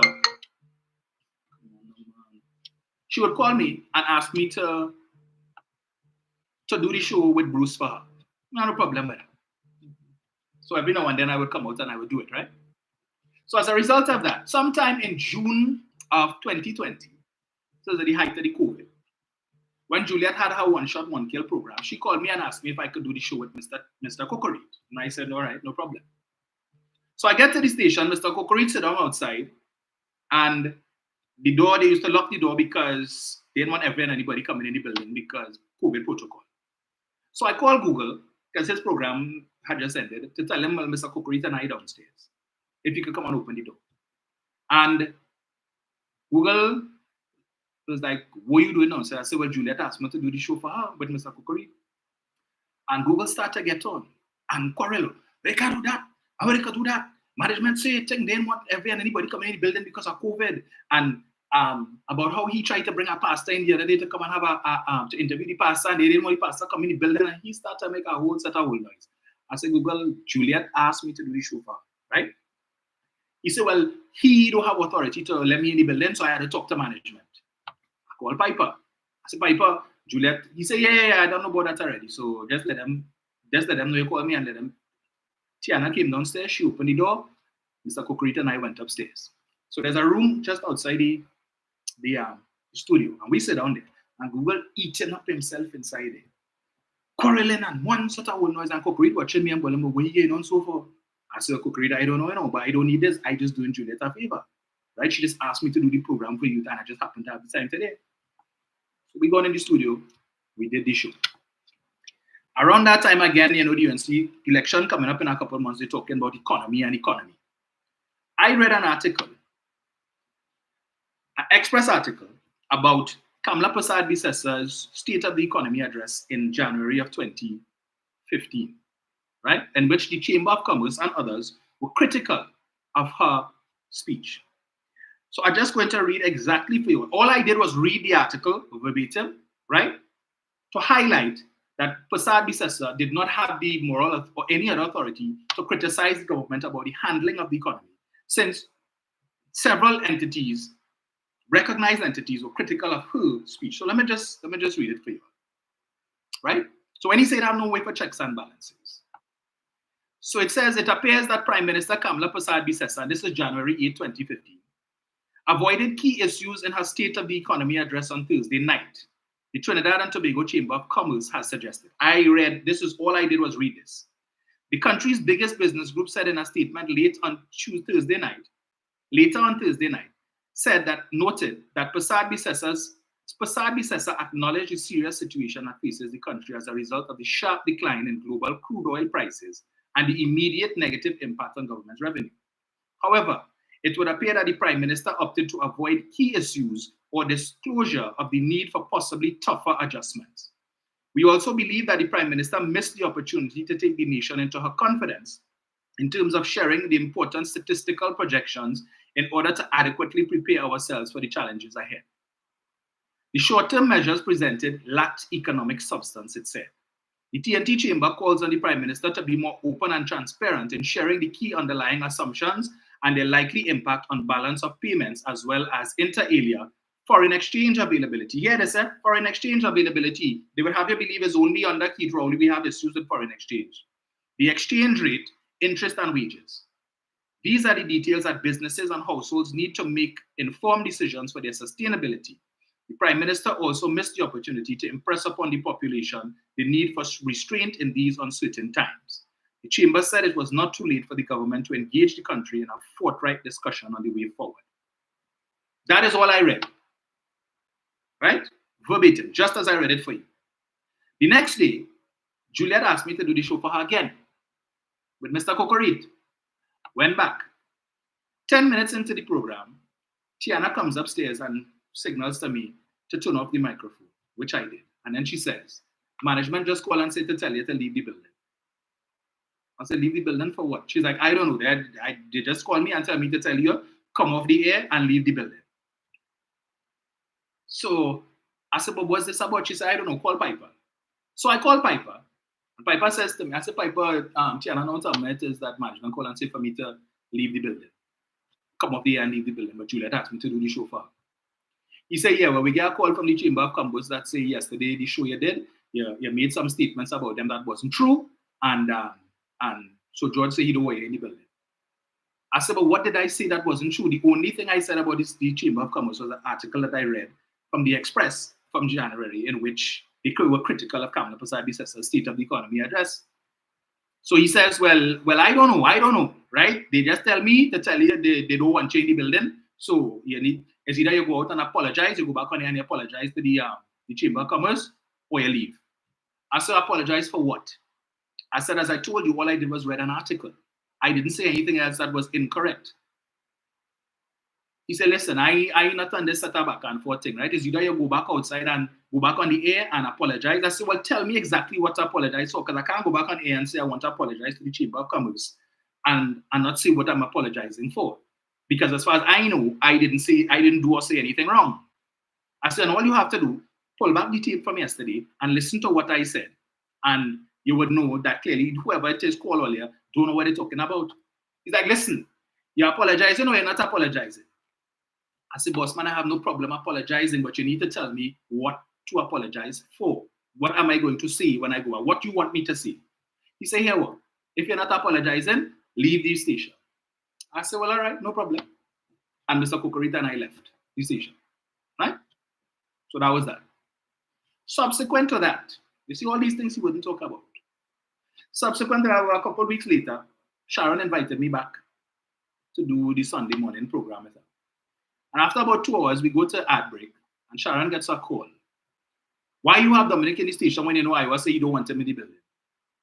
So Sharon said, well, I don't know nothing about, I didn't know Iowa don't want Dominic in the building. She's like, yes, Dominic the other day, he come and do a show for Juliet, and he said things about the Chamber of Commerce, and they threatened to sue the station and all kind of thing, and George said he don't want him in the building. And the individual said, because they're in the grocery, and they get a call from another member of staff who listening to the program and hear me in the studio and call them to say, yeah, what Dominic doing in the studio and when I don't want him in it. So when it came out, Sharon was livid. I say, Sharon, listen, I don't need this embarrassment thing. You know, if it is, I don't want me in his building, I don't have no problem. Remember, you call me here. I was good as I was. You call me and tell me to come. So she's like, don't take on them, whatever. And she called the member of staff, and boy, she went off on them. She went off on them. What she didn't say is what she forget. Yes, that is how that went. So when he says it's not possible to checks and balances, and it was very possible. He just wasn't interested. Wasn't interested. I say, well, fine, no problem. So then in the lead up to the general election, you will recall, Sharon decided to have the Sunday morning show dedicated to promoting the PNM for the election. And she invited myself, Jenny, Mr. Chance, the late Errol Pilgrim, and Keith Subero, who is a columnist in the Express. Right? And we used to come and do the Sunday show. And certain people didn't like that. Right? And that is how come, for that little period, I ended up coming back on the station. But I said, Sharon, make sure you clear that by Iowa, because I don't want no embarrassment thing. If the man don't want me in his building, I have no issue with that. But like he forget to talk about that.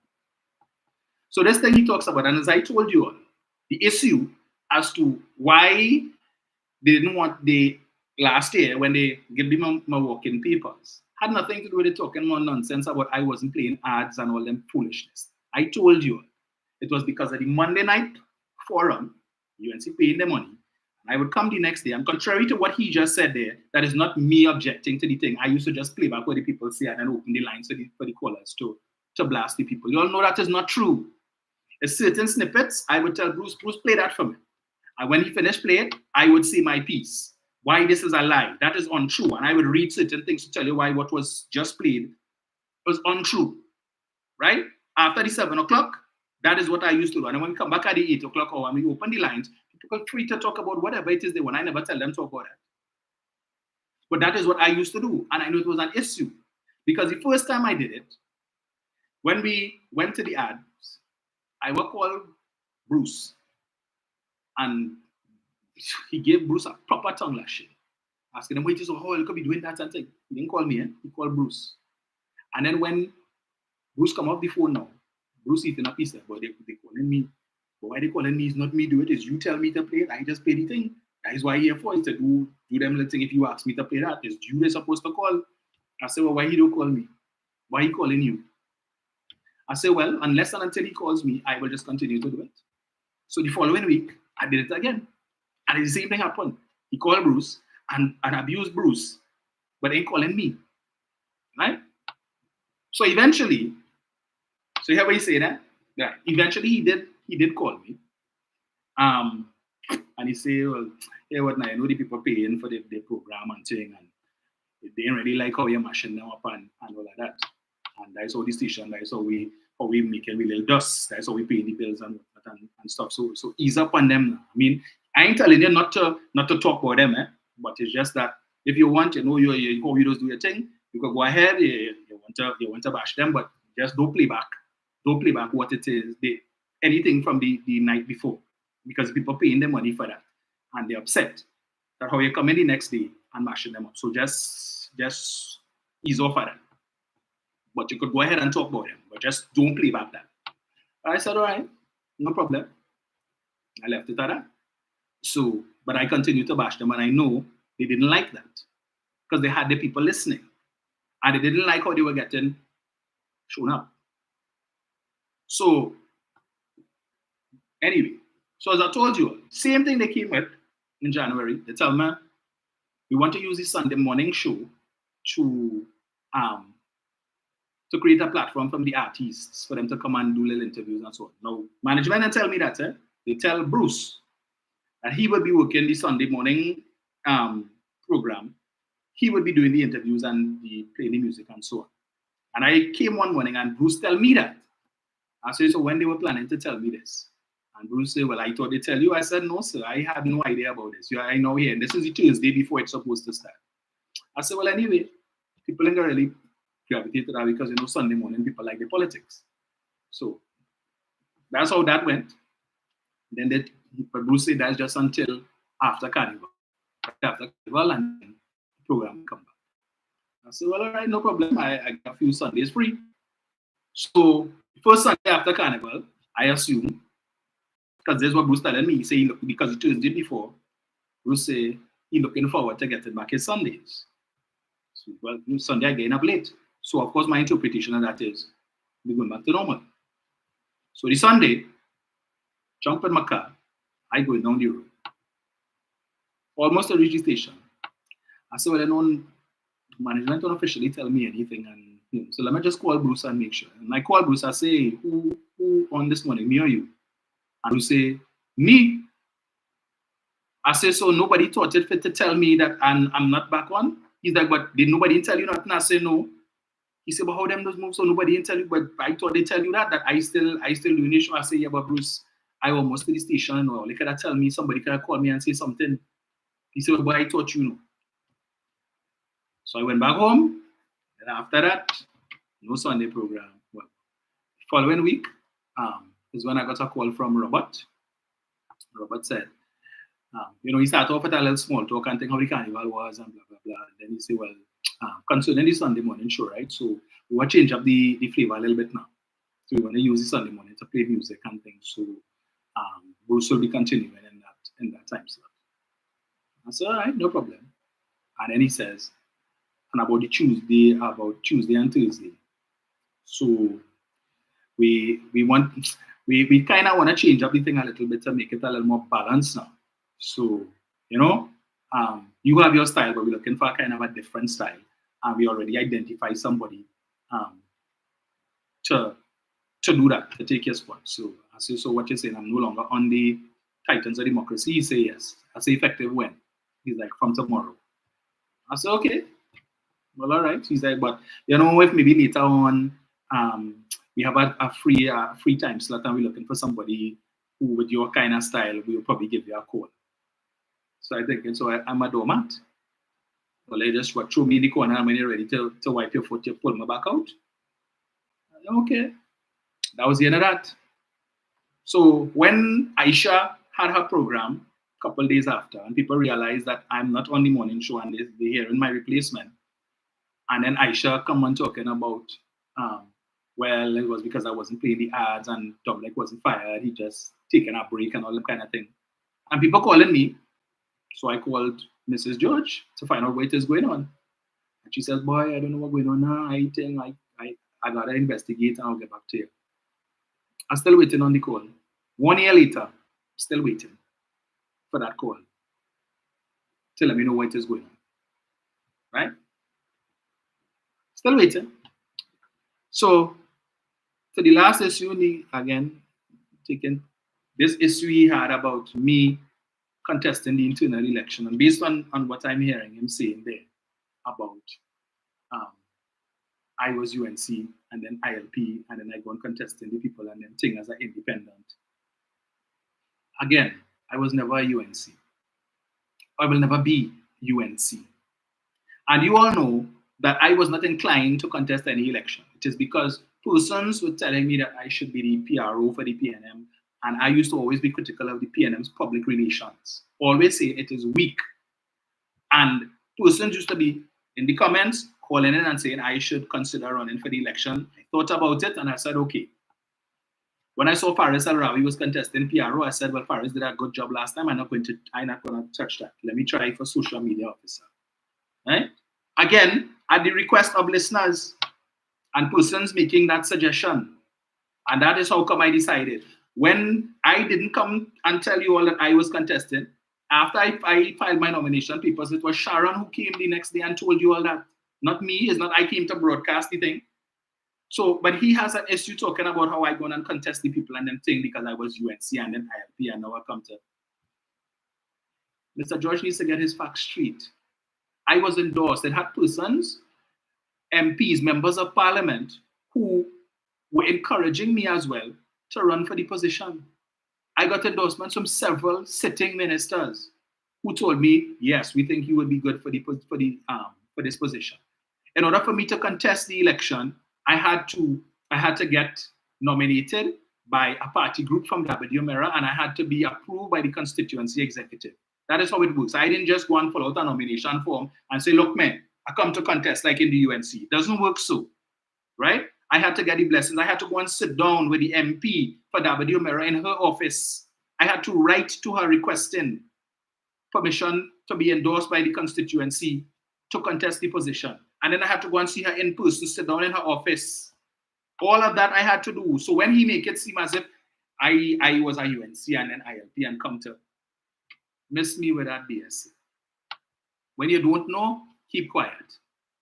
All of that I went through, and then I contested the position as an independent. There were 3 slates in that election. The first slate that won all the positions, which was the slate Dr. Rowley was on. The second slate was one led by Farai Massy, which had about 6 or 7 persons. They didn't contest all the positions. And then the last one was Karen Nunes-Teixeira's slate, which contested 3 positions. Herself, Ken Butcher, and Bishop. Victor, I can't remember Bishop's last name. Those were the 3 states. Everybody else ran independent, was free agents. We had no other choice. We had no other choice. It was open to anybody who is a member of the PNM to contest the election. So this thing about me going up as an independent, giving the impression as if I did something wrong, that was how it was. There was somebody on Dr. Rowley's slate, and I'm hesitant to call it Dr. Rowley's slate because as he said he wasn't into the slating, but he just got fitted it, which was the person who won, Kwesi Robinson. So obviously you can't have 2 people on one slate contesting the same position. And then I had no affiliation with Mrs. Nunes-Teixeira, and I wasn't interested. And the only other slate it had was the one by Farai, and it was only afterwards they said, well, we should have, if we had known he was contesting that position, we'd have probably tried to pull in on our slate and what's not, because they didn't contest that position. But to hear him talk apaka nonsense about I was campaigning on the radio, he heard me on my program campaigning. Really? So all of the people who I was interviewing on the morning show, Eva Steele Atom, Clayton Blackman, the whole slate for Farai Massy, Salian Holdip, Rondell Donowa, Janelle John Bates, all of these people, when I was interviewing them, what were they doing? They weren't campaigning on the radio station. They weren't campaigning. When it is that the slate that Dr. Rowley on was running ads and so on, they weren't campaigning on the radio station, Mr. George. They weren't campaigning. So what was that? You know how much money I brought to that radio station since we did just put it out. Since he wants to go down that road, he opened the floodgates. You know how much money I brought to that radio station in ads? You know how much money I brought to that radio station with associations that I'm affiliated with that wanted to do boat rides, and I encouraged them to use Mr. George's boat? All them things he wouldn't talk about, right? I believe it was sometime in early 2020 or so, sometime in 2020, when Mrs. George had a meeting with all the on-air presenters, and she was talking about, you know, the need, the ads and so on is what pays the bills, and she goes out there every day and we pound the pavement to bring in the ads so the bills can be paid, and we could do our part. So if anybody, if anybody wants to bring in ads or anything like that, she's willing to pay a commission of 20%. I brought in ads from several different entities, from the National Trust, from the Trinidad and Tobago Association of Insurance and Financial Advisors and others. Ads on numerous occasions. I never even get 20 cents. And every time somebody would ask me what was required to do an ad, that is the person I would call to let her know I have somebody interested in an ad. So she's aware that I brought in the business. Right? Same for Hove Massy side. I was responsible for them advertising their campaign on that radio station, because they had a Zoom webinar where they were going from constituency to constituency, and I decided when they had the one for W Mirror that I logged on to listen, and when they had the Q&A session and I introduced myself and you know I said, well, here what, I will be more than happy to interview you guys on the morning show, and they said, yeah, we know here, we'll be listening all the time and whatnot and stuff. And so I extended that to them. And then they said, well, here, what now? If we want to advertise, if we want to run a campaign ad, what we had to do? I said, well, I'll talk to management and we could arrange it. And so, of course, I called Mrs. George and I gave her the number for the contact person for her to make arrangements. Then I get a call from the contact person for that slate. They got the invoice and they said, well, we see in here they charge us for the interviews. But you say you were going to do that for free? I said, well, yeah, that was the intention. I didn't know they were going to charge you all for that too. So it making me look bad because I offered to do the interviews free of charge because we interviewing everybody else for free, but they charged them. I never got paid for that. I never asked for no money. It wasn't even a courtesy to say, well, hey, you know, the man bringing in business here. Nothing. So again, all of you who like to accuse me of singing for my supper, just bringing that to your attention, right? So all these little things that Mr. George fails to mention, I would remind him that I got over 2,000 votes. Over 2,000, the second highest number of votes for social media officer. Even though you had people like Dane Wilson, who tried to pull me down on social media, all kind of nasty posts he was putting up about me and all kind of foolishness. Even up until a couple of days ago, when in the wake of this interview, I saw where I think it was Angela or I can't remember if it was Angela Figaro, Angela Marcel Figaro, who put a comment, and Dane Wilson decided to comment and talk about, yes, I was campaigning, and he listened and he read and all kind of foolishness. The amount of nastiness I had to put up with from that man, yeah, because he figured, today, what position does he hold? He sits on the PNM social media committee. He is responsible. He is the chairman of the content committee. He is responsible for generating content to put out on social media to promote the party. Ask him when last he put out a post. You ain't had time to come on social media to put out posts, to do your work as the chairman of the content committee. You don't have time to do that, but you have time to be scrolling through social media to look to see where my name pull up and comment to come and comment and engage in your stupidity. That is what you have time for. Instead of doing your job, what it is I'm doing, that is what you're supposed to be doing. But instead of you piggybacking on sharing things that other people create. So when the bunking page, sometimes we create stuff and put it out, he's sharing it from his page, right? Too damn lazy to do the job that they gave you, to create content to put out there to defend the party. But you have time to come and comment stupidness about, oh, I I was campaigning and you listened to me and to my campaign speech and all kind of foolishness, and you just mention it. Well, mention yourself away. Do your work. Because we need the help. Instead of people like myself and Jenny and others who have to be laboring in the vineyards, doing the work that you were appointed to do, that you're not doing. But well, every now and then want to share a newspaper article with some dotish caption. And that is, as far as he's concerned, that is doing the job of the social media committee. Can anybody point me to what the social media committee has done within recent times? It's been over a year since this new committee has been in place. And critical. Anyway, I leave that there, right? I leave that there. We continue to do what we have to do, and it is effective. I mean, it's practically every day I meet people who look at this podcast and they encourage me to continue. Unfortunately, I met a couple of people in Price Mart in Aruka a couple of days ago. I didn't get their names, unfortunately, but if they're listening, morning to you guys, really, really nice people. And it's a daily thing. And so, my mornings, it's hard for me to get up as tired as hell, but I'm still getting up at 5:45 to do the program, Tuesday and Thursday. As I said, I had something to do today, but I'm still here. I could have just not show up and then come on Tuesday and apologize. But I said, people waiting, and this is crucial times, so let me do what it is I have to do and adjust. So I just wanted to set the record straight for Mr. George, right? Next time you want to do an interview, make sure you have your notes in front of you. Because I don't want to have to call the radio station to say that you're saying things that are not true. Right? Like how you say people call the station to say that I said things that are not true and they can't, no way for checks and balance. Well, I will provide checks and balance based on the things that you said that was not true. Right? 7701763. Don't get it twisted. Put this on.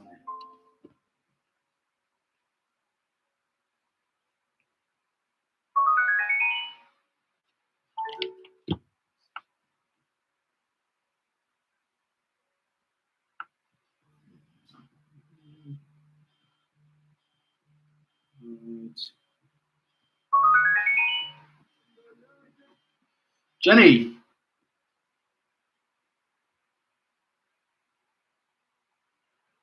One thing goes on the mountain lies on the Facebook page. Well, me, I'm going to do this in my style. It's carnival time. So in the tradition, I must train a rhyme. The man from the street, he say he go be on juju program. He say he come to drop the dime. Mm-hmm. But he just like the cent we can't use. His talk was useless and cannot be spent. Well.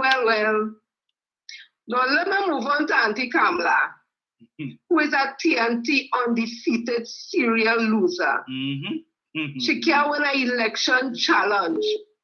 Yet she posing like she's this great leader. Waste her time and nothing for them. And all she men who does be clocking like them is hen. Let me move on to Anil. With spit flying from her mouth like dollar raining on them Venice women. Some say he's a drunk. Some say he's a skunk. They say that he piggy light. He can't do nothing right. That man is a real bitter one. A blight. Some say he is a blasted liar.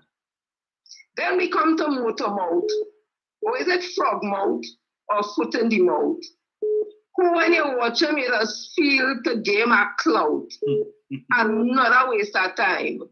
Who need to take a bush bath with plenty line. I have more lines to drop, but in the interest of time, this is where I go stop. So everybody enjoy the rest of the day, but remember school panorama in the savannah. Go out in your numbers and support them youths and them who will be playing sweet music on the steel pan, because that is we culture, that is we tradition. Drag your bow, Mr. Fiddler. God. Drag your bow, Mr. Fiddler. Hello, good afternoon. Hello? Yes, sir. Hello? Yes, sir. Jenny, good one, Jenny. Good one. Good one, Jenny. Good afternoon, Mr. Romin. Good afternoon, sir. Right. Let me take this opportunity to say good afternoon to all listeners, viewers of this live debunking Wednesday with facts. Right? First of all, I have some messages for that manager or the management of that station. Right? I want Iva George to tell the listening radio station that he owns who was the member of parliament who used to call him every single time when they had a Monday night forum, and you come to debunk the lies, Dominic, who used to call him and tell him that we can't be spending money on this station and you have a man coming to throw in the mud. We can't continue with that. Hence the reason why you was removed from the station. We want answers, Iva George, right?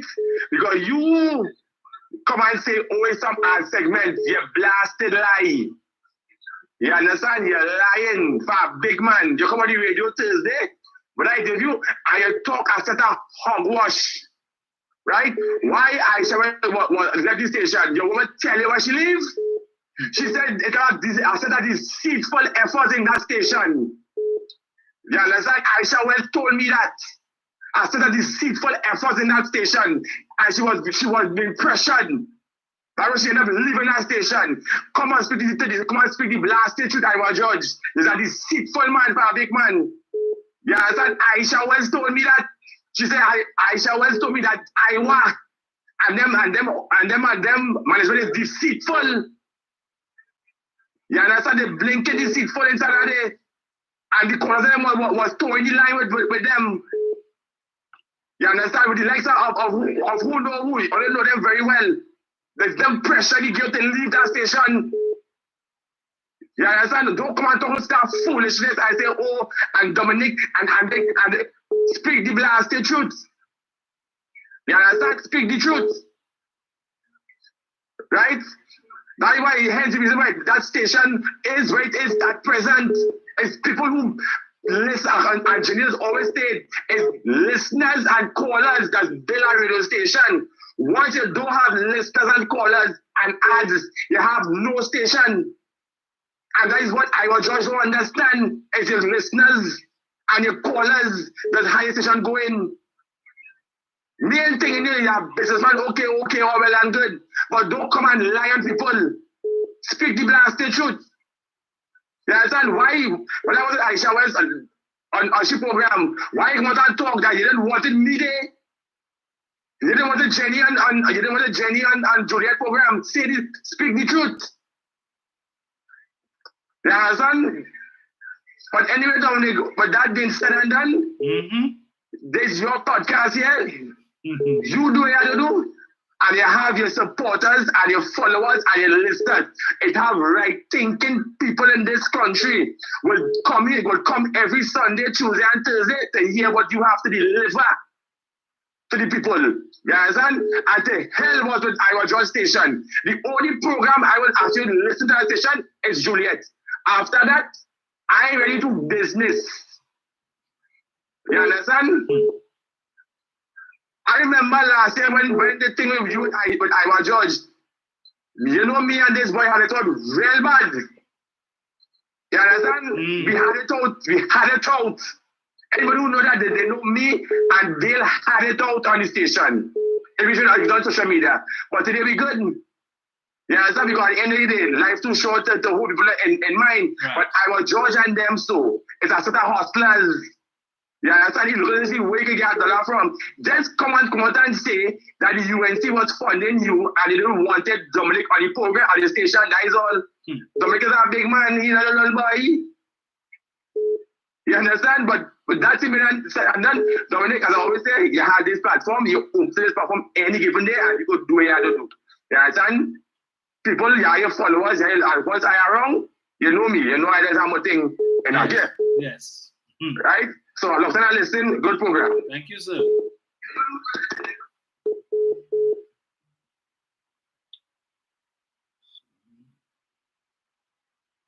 Hello, good afternoon. Hello? Yes, sir. Yes, Dominic, how are you? I am good, man. Yes, man. Enjoying your program. Thank you. You continue what you're doing. And you don't need nobody to tell you what to do. You have your own platform. I agree with Eric. Dominic? Yes, sir. Hello? Yeah, go ahead, caller. Yeah, when that goodly gentleman who was on that interview with Miss Julia TV said that you was UNC, I had to make a attack back, you know. Because if I'm not mistaken, you had always said that you was PNM. Correct. And you joined under the ILP. There was no way you said that you was a member of the United National Congress.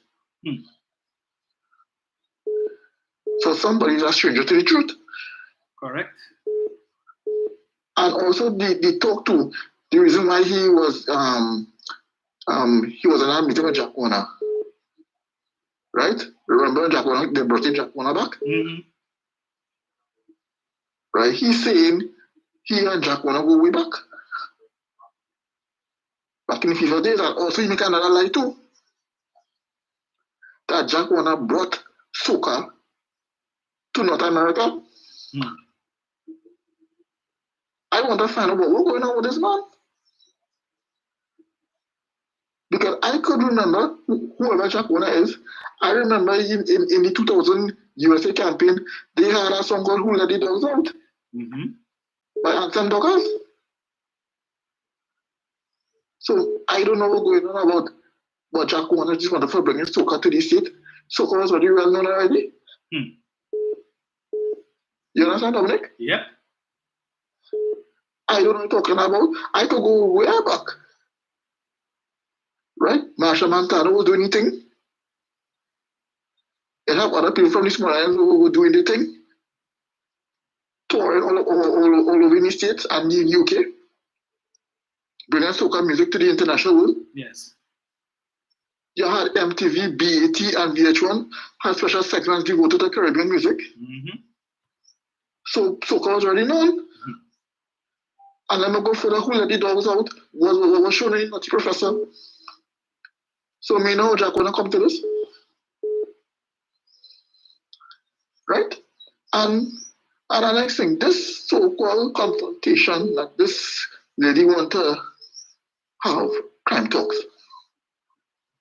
So you mean to tell me that the so-called clerical meeting last year was a waste of time? Or you want to emulate having conversation what Dr. Rowley used to do? Right? Well, I hope that in the crime talks, I hope she talk about the drug trade. I hope she talk about the importation of illegal firearms and bullets. I hope she talk about white-collar crime. Because crime is not about guns and little boys robbing people and home invasion, right? Correct? I hope she talk about human trafficking.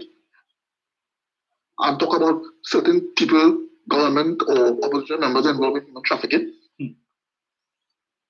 I hope she talk about monies, funny transaction in bank accounts that people need to explain about. Anything I'm missing, Dominic? No, you're going good. But I know what she will talk about. I hope Dominic, you don't say nothing, no? I waiting to see who these Andolies and ever cross the whole to attend that so-called crime talk. Try never come out of the good books, no? Yep. Particularly in the Rampasada here and in Paul. Very familiar name. And it's very interesting to know that Eastern Crest Union is sponsoring this thing. I don't think they're sponsoring it. I think they're just using the auditorium. If I'm not mistaken, I think one or two members in that thing is part of the board, and some of them have issues with the Prime Minister too, and the PNM. I won't call him. Don't make you have a good day. You too, sir. that whole crime symposium that they have in there is really, listen, Gary figures he knows all about how to deal with crime. So the whole purpose of that is for people, when they have the question and answer session, to come up and sing his praises and say how he was the best commissioner of police there ever was, and they want him back so that he could come on social media and talk about how, how many people have said that. And that's what it is about, self-aggrandizement, for people to come and say, yes, Gary, you were the best and we want you back and all that. Nothing else. Nothing else. Hello, good afternoon. Yeah, Kundam, how are you, darling? I am good. I wonder if you went to crazy. Is it the occasion of the dance? Because they talk a pack of madness. How can I sing a song, darling? It's not Tuesday no night. UNC Bacchanal. We have Anel and the rest of the clan. I can't take you no more. I want to hit you with a door. Oh God, please hold me back before getting trouble. Anel explained to us SOE 2011. Explained to us in the first 31 days of the year, there was 46 murders Anel. Explained to us the child was raped in St. Lost and murdered. The body was dumped in a latrine in St. Joseph. The child was raped and murdered in, I think, Maloney. Explained the little girl who was murdered in Paria, Anel. When Kamla was the Mother Nation. Anel, really? You forget? Did the weed you smoke kill your last brain cell, or the hot sun on your bald head kill your brain cell? Greasy Gary, you next one. How much people in a marriage? You, Nicole and Pamela Rowley? Because you're always on demand. Are you in love with him? If you are, say it, Gary. We understand. But everything PM does, you want his back. Why? Are you so insecure? Were you a wanted child, Gary? Because you're always on the man case. If you were so all that, Gary, why were murders on their tenure too? On their washer was murders. You forget, right? Hell have no fury like greasy, bald head Gary's son. And Balgoben, you too. What is your problem, Robina, Rabid, Balbogan? What is your problem? You're always on Prime Minister case. How it is? You don't question Kamla's wealth or Monkila's wealth. Why is that? You never question the UNC's wealth. Something is wrong with that. If you question red, question yellow.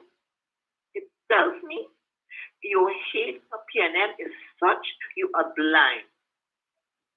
And I hope you lose this case and have to pay cost. Don't have a good day, my darling. Bye-bye later. You too. Thank you. Yeah, they're running down Integrity Commissioner Dr. Rowley's townhouse in Tobago. But they don't want to get any update from the Integrity Commission into Padarat and Imami, the $135,000 that he gave to Kamla. They're not interested in that. Nobody calling on the Integrity Commission to find out, was there an investigation into that? Were you all satisfied? Did Kamla Prasad Bissessa report this $135,000 that she get from Barry? Did she? Well, they're not interested in that. Nobody calling on the police to find out about that. The 2020 general election, when that issue was raised by Mark Basant, Gary was still Commissioner of Police. He was still Commissioner of Police. But he never mentioned anything about that, as to whether or not they launched a police investigation into that matter. Yeah, he wouldn't talk about that. That he, when he was fired, told us about the meeting in which they tried to get him to take one for the team. that when he arrived late for the cabinet meeting, 3 members of cabinet, senior members of cabinet, pull him in a side room and tell him, hey, you take one for the team now.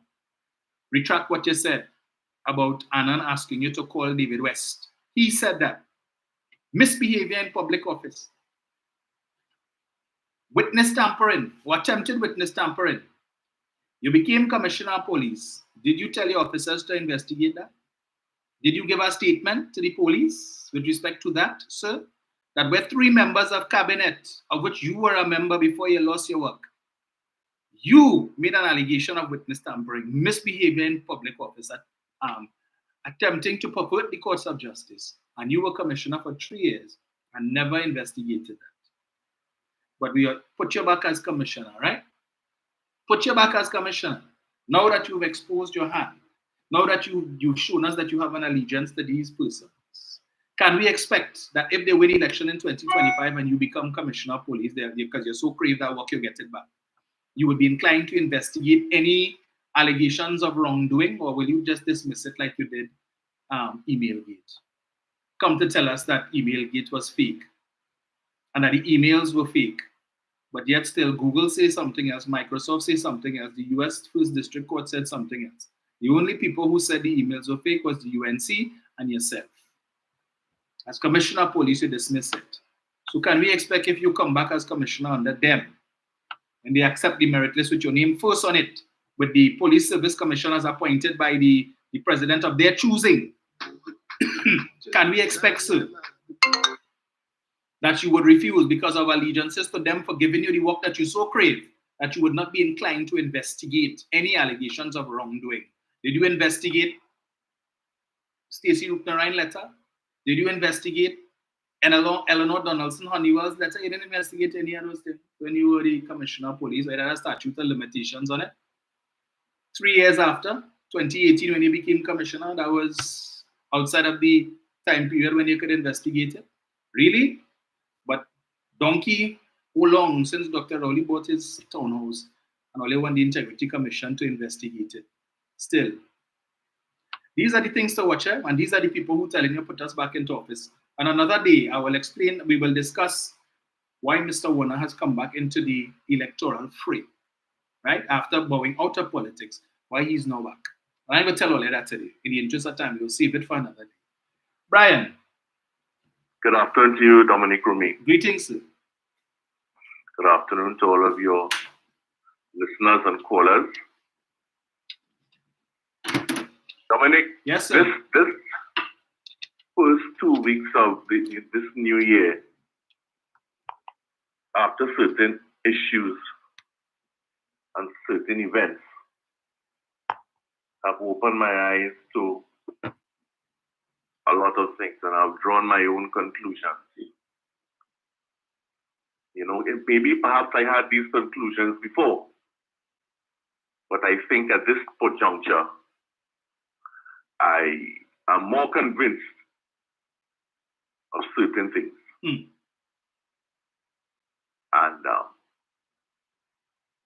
I think I have a better understanding how desperate a lot of people are to remove the PNM.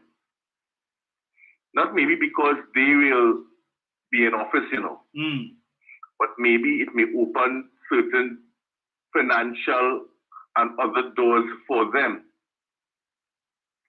You see, Dominic, this is all about 2 things.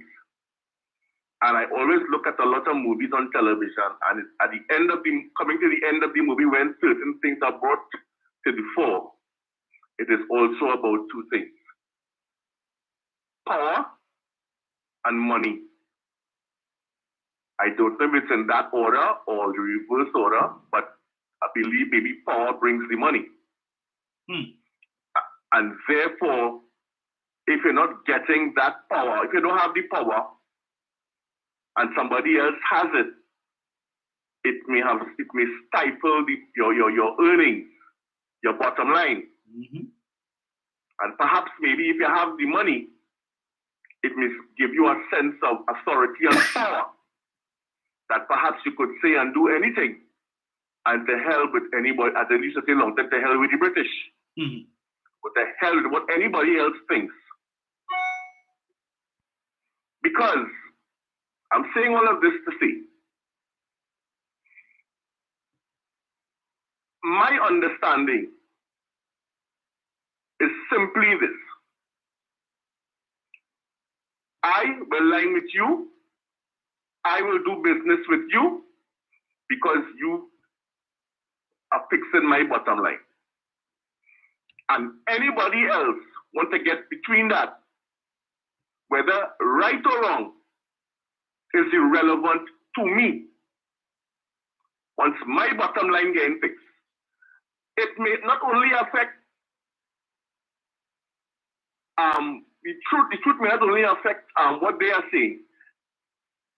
It may also not, the lies may also affect the country. It may also affect the young urban African youths. But I don't care about that. I will continue to use the cliche being used by everybody.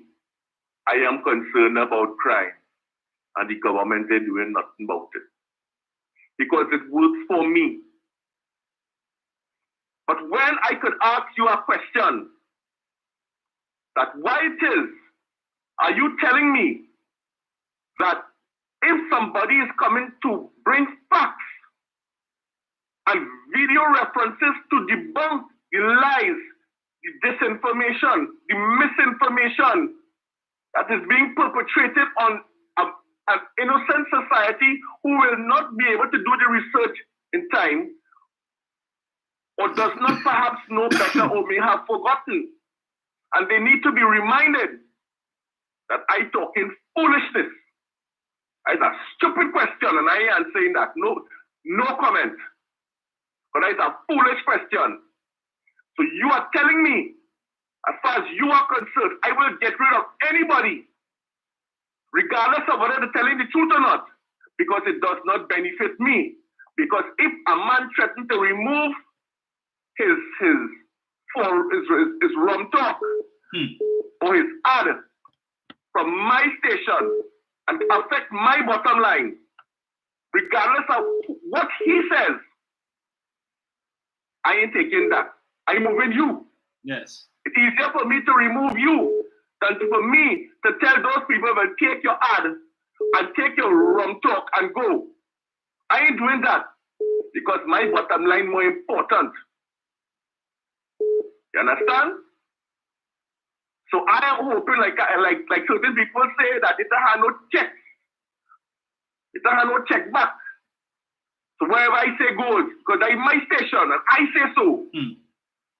It's my business, and my business more important than anything else. I don't care.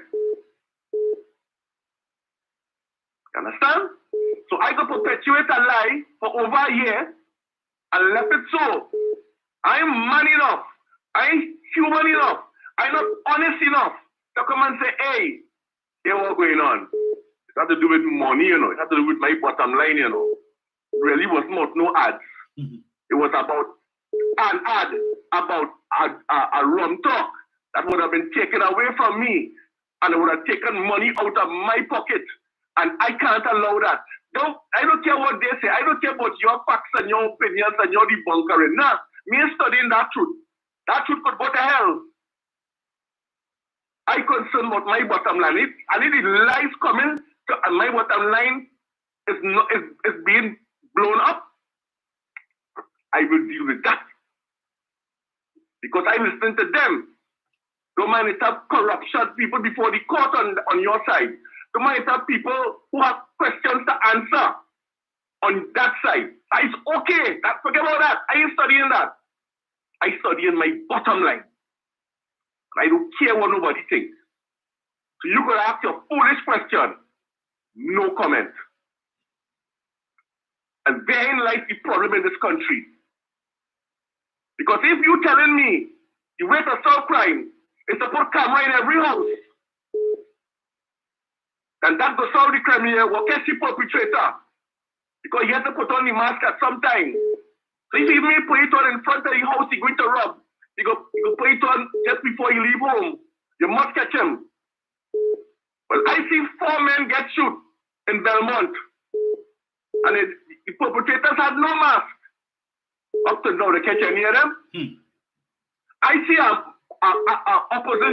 opposition MP confront the RIC on a stage in front of the police, in the presence of the police, with a case. I see a leader of a party saying that they're going to spread propaganda, and a subordinate saying, don't worry, it don't start, and we don't have somebody on the payroll. In other words, taxpayers' money being used. That investigation going on until when? Tell me. Huh? I see a man rolling something, a plant-like substance, on a TV. A few years ago, where that investigation is, that he could come and open his stink mouth every Monday morning on his own country because they don't like the prime minister, because he's too black. And that's the reason. And he ain't gaining nothing. And after last night, I could hear on a social media tape that a man threatening the Canopia police station, and the police talking to him, and he talking to the police over a telephone call, and cussing the police, and telling the police, come down here and we could deal with all you. Come, we waiting, come. And the police trying to gather information, and he cussing the police. Cussing, got to let cuss on social media. And that is how the country running, because the people who have the wherewithal to say something, they're saying nothing. You understand? There are people writing in the newspapers, in the print media, are coming and saying one thing in the print media. I want to come on the radio saying something else. But it's all about hatred. It's our talk show host at another station say that the Prime Minister has failed, the Commissioner of Police has failed, the Minister of National Security has failed, and he don't vote. But he have a right to talk because he paying taxes that he don't care. But you see, he don't line with people that look like you and me. And I can say that for a fact, because I've seen him before. And I know his friends. No, I shouldn't say that. I should say I know some of them. So I know. And then when I see a former commissioner of police in the first week of this new year has already predicted, based on his calculation, that there will be over 700 murders for this year. And he was a former commissioner of police. I know that the government continues to push the boulder up the hill because they have not reached the summit as yet.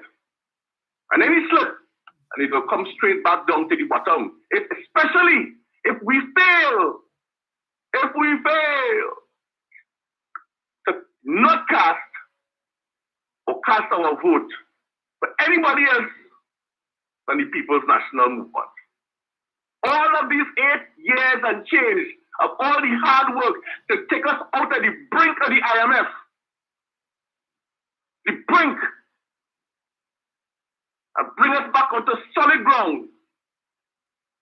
And the foundation continues to be laid in the energy sector as well as outside of the energy sector, vis-a-vis ETEC. And all of the gains being made by Massy, that same Massy, with a battle because of the African head that they have. And they're opening up businesses now in Jackson, in Florida, and buying out a chain of groceries, and has bought a warehouse for $24.5 million US, and has created further employment and expanding. They have a problem with that too. So I understand what's going on. You understand? I want to ask this question. If the PNM decide to expend money in that radio station and it's calling the owner and say, listen, you see them two dumb fellas that have from 4 o'clock in the evening, I want them move. I wonder if he don't move them. I wonder. Or if he don't leave them there because it's all about money. and not about the truth and honesty and the facts. I would love to know, because I understand where some people's heads are. And that's why the Vice Queen tell them, not me and you, because them don't read you already. So you go and you collaborate with somebody else because all of your songs only is a one-dimensional song. That is played nowhere else except in one program and one station. So you stop there, because one day for me, one day for you. Dominic, it's going to be difficult, and I don't see it already, because the funds have already come out, and we're nowhere near 2025. But the lies and the hope of failure and the bloodletting of people that look like you and me, and the guns that they can't afford. When I listening to a prison officer saying that is the jammer that causing them to get killed, when just the other day, people were questioning the parliament where the jammers and grabbers to prevent the calls from being made. And today I have to hear that is the jammers is the problem, so take it out. So the Minister of National Security is good when he does, and when he doesn't, he ain't good either. And there lies our problem. One side saying go left, the other side saying go right. And if you go left, you're wrong. If you go right, you're still wrong. Which way do you go? There lies our problem in this country. There are no solutions. Just I have a concern about crime. And there we continue with that. And that is the mantra going into 2025.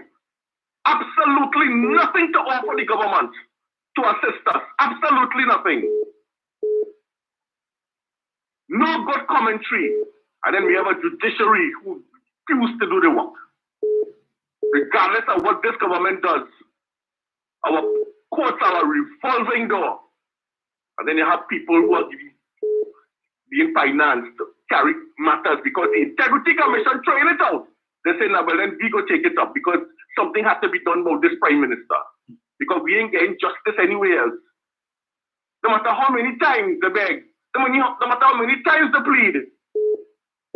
But they believe that the courts belong to them. And so it goes on and on and on. That is where we are today. So the 47 crew will continue because it's about money. It's about nothing else, nobody truth. Talk all you want, Dominic.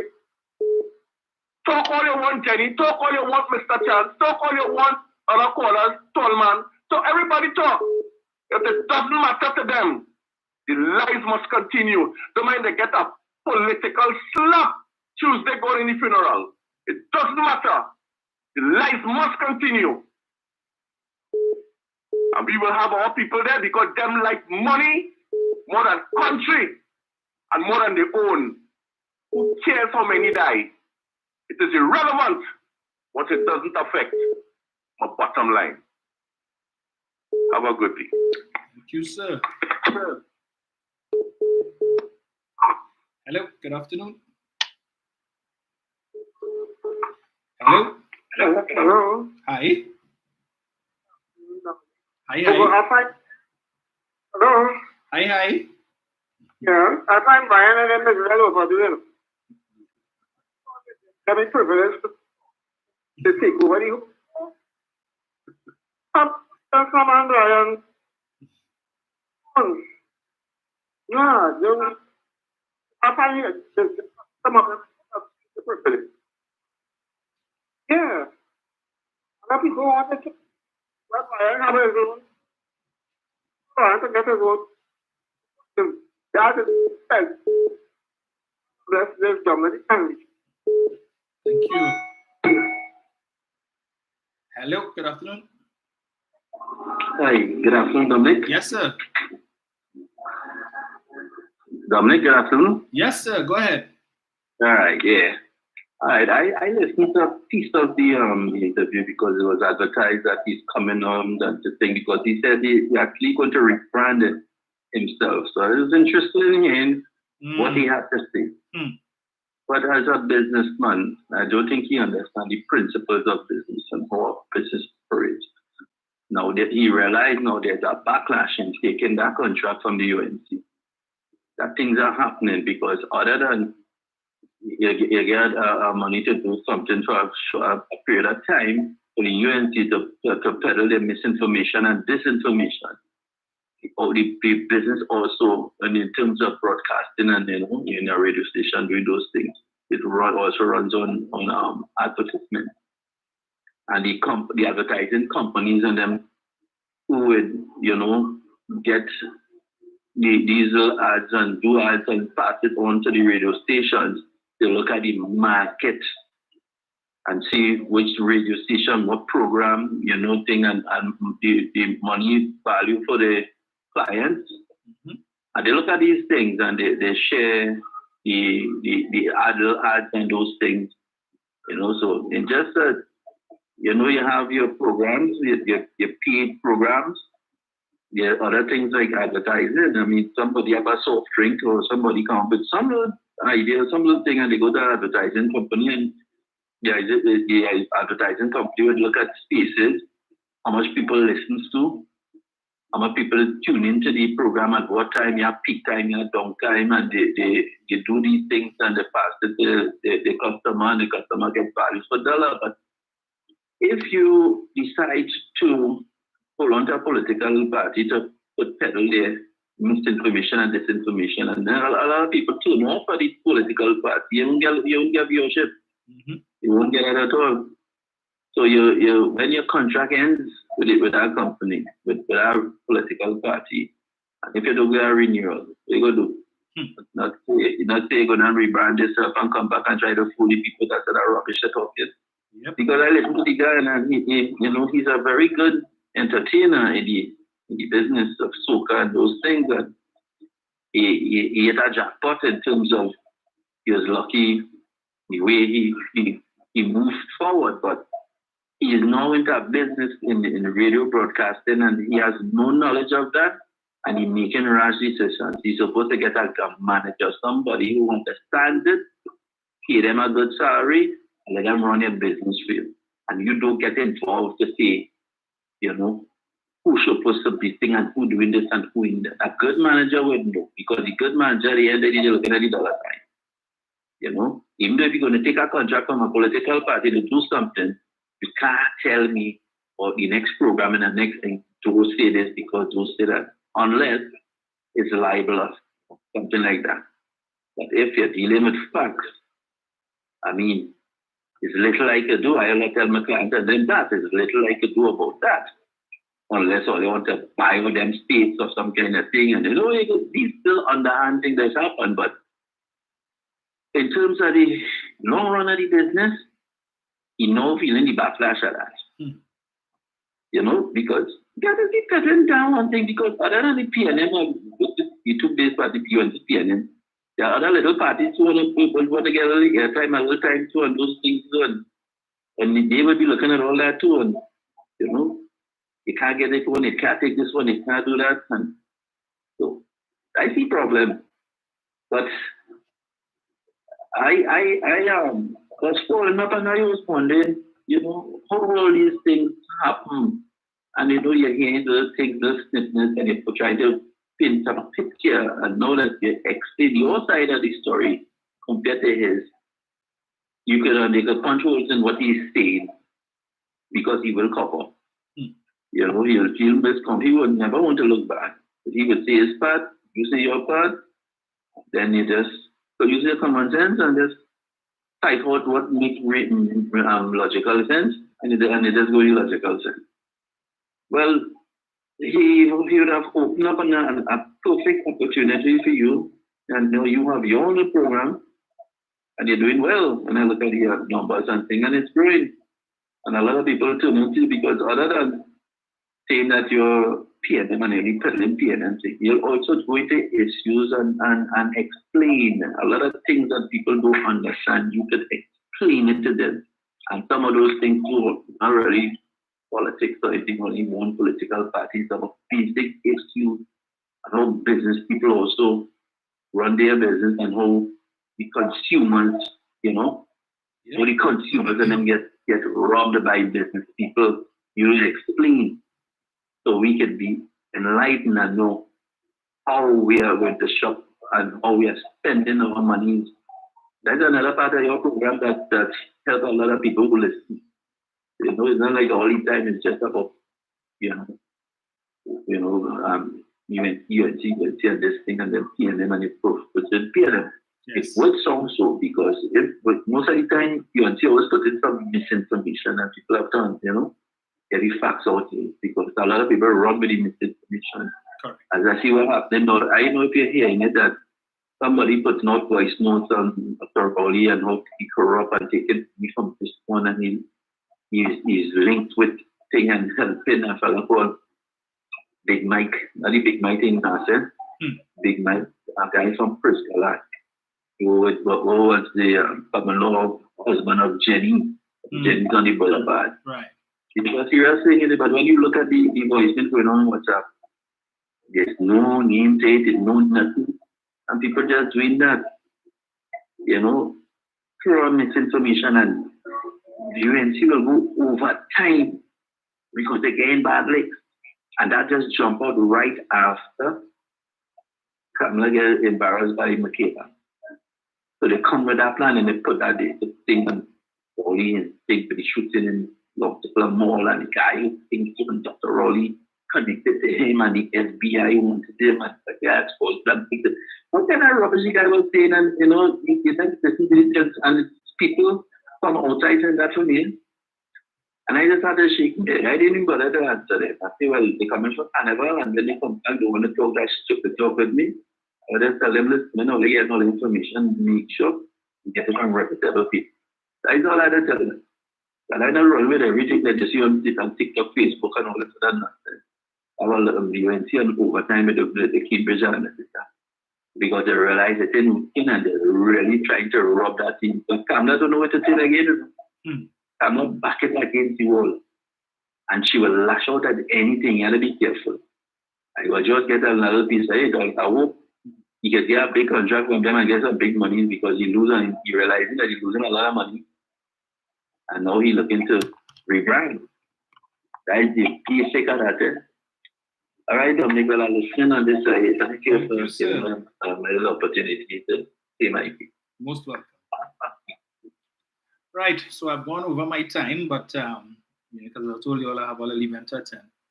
Just one more thing I wanted to touch on before I leave. We can always discuss it on Tuesday. So last week we spoke about Pennywise and their decision to not pay their staff for the 1 hour lunch and the 15-minute break because they said because of the increase in the minimum wage, right? So, of course, their good friend Inshan Ishmael decided to come to their defense. I'm going to read this for you. He posted this 3 days ago. Pennywise took away paid lunch hour and everybody getting headache. 90% of the businesses out there do not provide a paid lunch hour, much less extra 15-minute breaks, which exclude bathroom breaks, etc.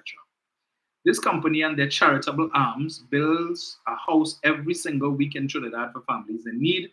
Thousands are fed through their hamper drives. Thousands benefit from free feminine products. They also assist other charitable organizations. Like every one of us, they are not perfect, so please look at the other side of the coin. On another note, Pennywise have about 80% more employees than what they need. Almost every 3 feet you see an employee. Their profit margins are a lot smaller than everyone else, so less profit. Meds at Super Farm are 15 to 14% more. And many young people who were jobless now have employment, many of them single mothers. So that's his defense. Don't get vexed with Pennywise if they decide that they want to take away paid lunch hours. So you can have a lunch, you just get paid for it. Don't get vexed with them because they do charitable work and they build a house every week for families in need and they give away free feminine products and all of these different things. All of these wonderful charitable stuff that they do justifies taking away and not paying people for their lunch hour, right? He's a businessman. He's a businessman. These are the people who want to come every day and tell you about the government and the government and the government. But you know, if the government come and say, we're not paying public servants for their 1 hour lunch. You will hear something, you'll hear this. If you come and say, just to give you somebody comments, right? There was one comment in particular that I saw. I said we could discuss it on. So you have people saying here. So somebody asked them, what is the law? He says the law is clear. They do not have to pay for lunch hour. At my company, we do. So an entity called Industrial Relations Solutions for Public Officers posted Section 4 of the Minimum Wages Act, pages 19 and 26 reads as follows. The weekly hours of work applicable to a full-time worker shall be 40 hours inclusive of a lunch break and rest period spread over a period of 6 days, Mondays to Saturdays inclusive. The lunch break of 45 minutes is included in the 40 hours. Therefore, the position adopted by Pennywise was misinformed, ill-advised, and a breach of the Minimum Wages Act and a breach of good IR practices. He had no comment on that because you realize, hey, I get catched. They know what they're talking about. But this is somebody who like to pontificate every week on his program, right? Let me just take this last one. Hello, good afternoon. Don't make a pull back again. I'm glad the topic was raised because although the law doesn't speak to the part that you must pay your worker for your lunch hour, but there's something called you had a sort of even though you know that. You won't do that as a businessman because it's not scrupulous. It comes just like what Kamala and some members did by going to the Privy Council to prove there's a little loophole in the law that it give the judge a thing to bail a person charged for murder.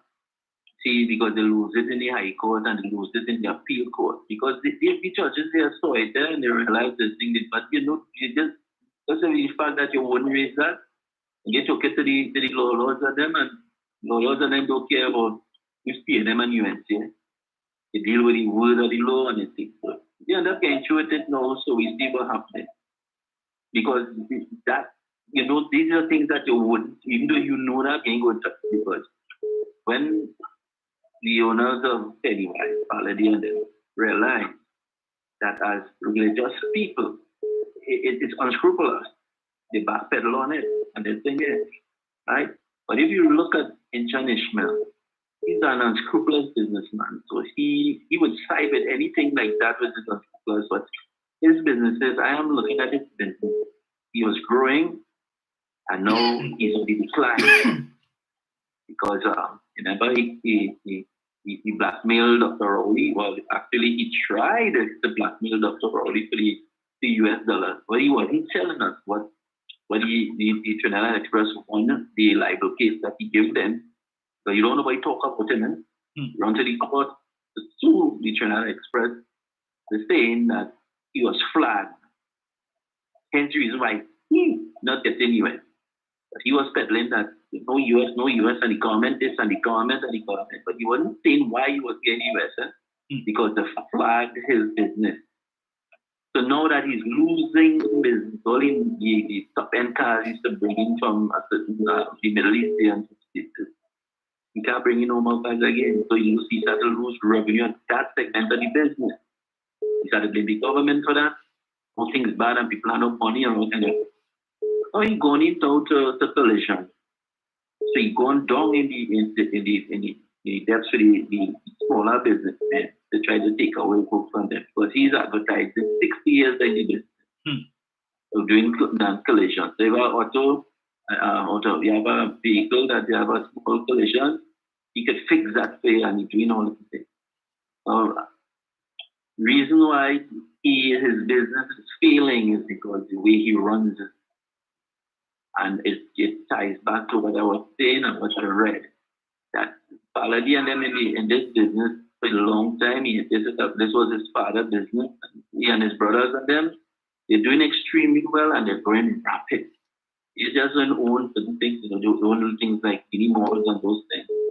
And if you're on that level, you could, whether it was done by one of your executives, but you, the head of the board, would have signed up on it or give the okay to do that. You didn't see something wrong with that, boy? Something fundamentally wrong with that, and your person, and as it's there, they build houses for poor people and all kind of things, but you can't do poor people them things. The same poor people he took him for that he is doing things for, you're taking food out of our people for food. I mean, how you can have somebody sit down the whole day and when they go for lunch, you cut them. Because the government raised the minimum wage, and even looking for a way to cut back on that minimum wage. They say people who's the company for 4 years and under, he's doing that to them. But when he realized that if I come backlash and he realized that hey, my reputation is taking a beating, they come and they back. But men like him, they know them person and no shame for them, can't eat them to them. So he don't care about the reputation. That is why he going down. If all them notice, only like it goes some money, have money, now he tell them that my money lose it. Thank you very much. Thank you, sir. Last one. Hello, good afternoon. Dominic! Leave it there. Oh, Lord. What's going on? All is well at this side of the world. That's what I like to hear. Hey, Dominic. Yes, sir. It has a program in the US here they call First 48. Are you aware? Yes, sir. It's on television home on A&E. One of the main weapons on that program, besides the investigation, is CCTV cameras. I want Brian to start looking at that program and see how they're using their cameras to deal with the criminals. Dominic? Yes, sir. I will leave it there for now. Thank you, sir. Folks, thank you all so much for joining me on this Sunday morning into afternoon. Always a pleasure being in your company. Yes. Even though they don't like to hear you, but we did some of the comments here. Yes, folks, he's still alive but still out of the country. So we will chat again on Tuesday morning, God's willing. Enjoy the rest of your Sunday. For those of you who've had lunch, good to have your lunch. I suppose I talked through some of your lunch, but I thank you for staying with us. And for those of you who had the numbers up on the Facebook and the YouTube, thank you all so much as well. I sent a message to Mr. George. Don't need to be on air over there. And maybe he needs to rethink his philosophy, because if you want to defend stating that okay, at one point in time, you don't want me in your building because somebody called and say that I said something that wasn't true, but yet still you're willing to allow a party for the sake of money to come every Monday night and say things that are not true and leave it unchallenged. Elections have consequences, right? That is why he will allow those two to say things that are incorrect, allow the callers to call in and say things that are untrue, misrepresent the facts, and well, we are no checks and balances. So that's why he can't fact check what it is that they say. And when people call in to fact check them on it and tell them what you're talking is rubbish, it's garbage, you cut them off, you call them all kind of thing where they're drinking Balize juice and them paying them sycophants and all of that. Right. So understand, we have an election coming up. So prepare yourself for more lies on air.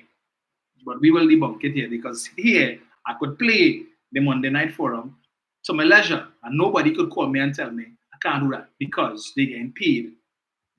They're broadcasting here, so I will expose them. Right? Just get it right, Mr. George. I am not UNC. I was never UNC, and I never will be UNC. All right? Not in the current dispensation, and where they groom in the future to be just as bad or even worse as the current leadership. I can guarantee you they will never have my support. And I see now plenty UNC supporters coming out and calling for Michaela to take over leadership of the party. So we will see how that will develop, if they will try to neutralize her by giving her a Senate position so that she would not venture to try and take back her father's party. Michaela is a bright girl. I don't think she's going to be used as any pope. But that is something for us to discuss at another time. So folks, enjoy the rest of your Sunday, the rest of your weekend. I hope this is a productive week for you all, and God's willing, we will chat again Tuesday morning.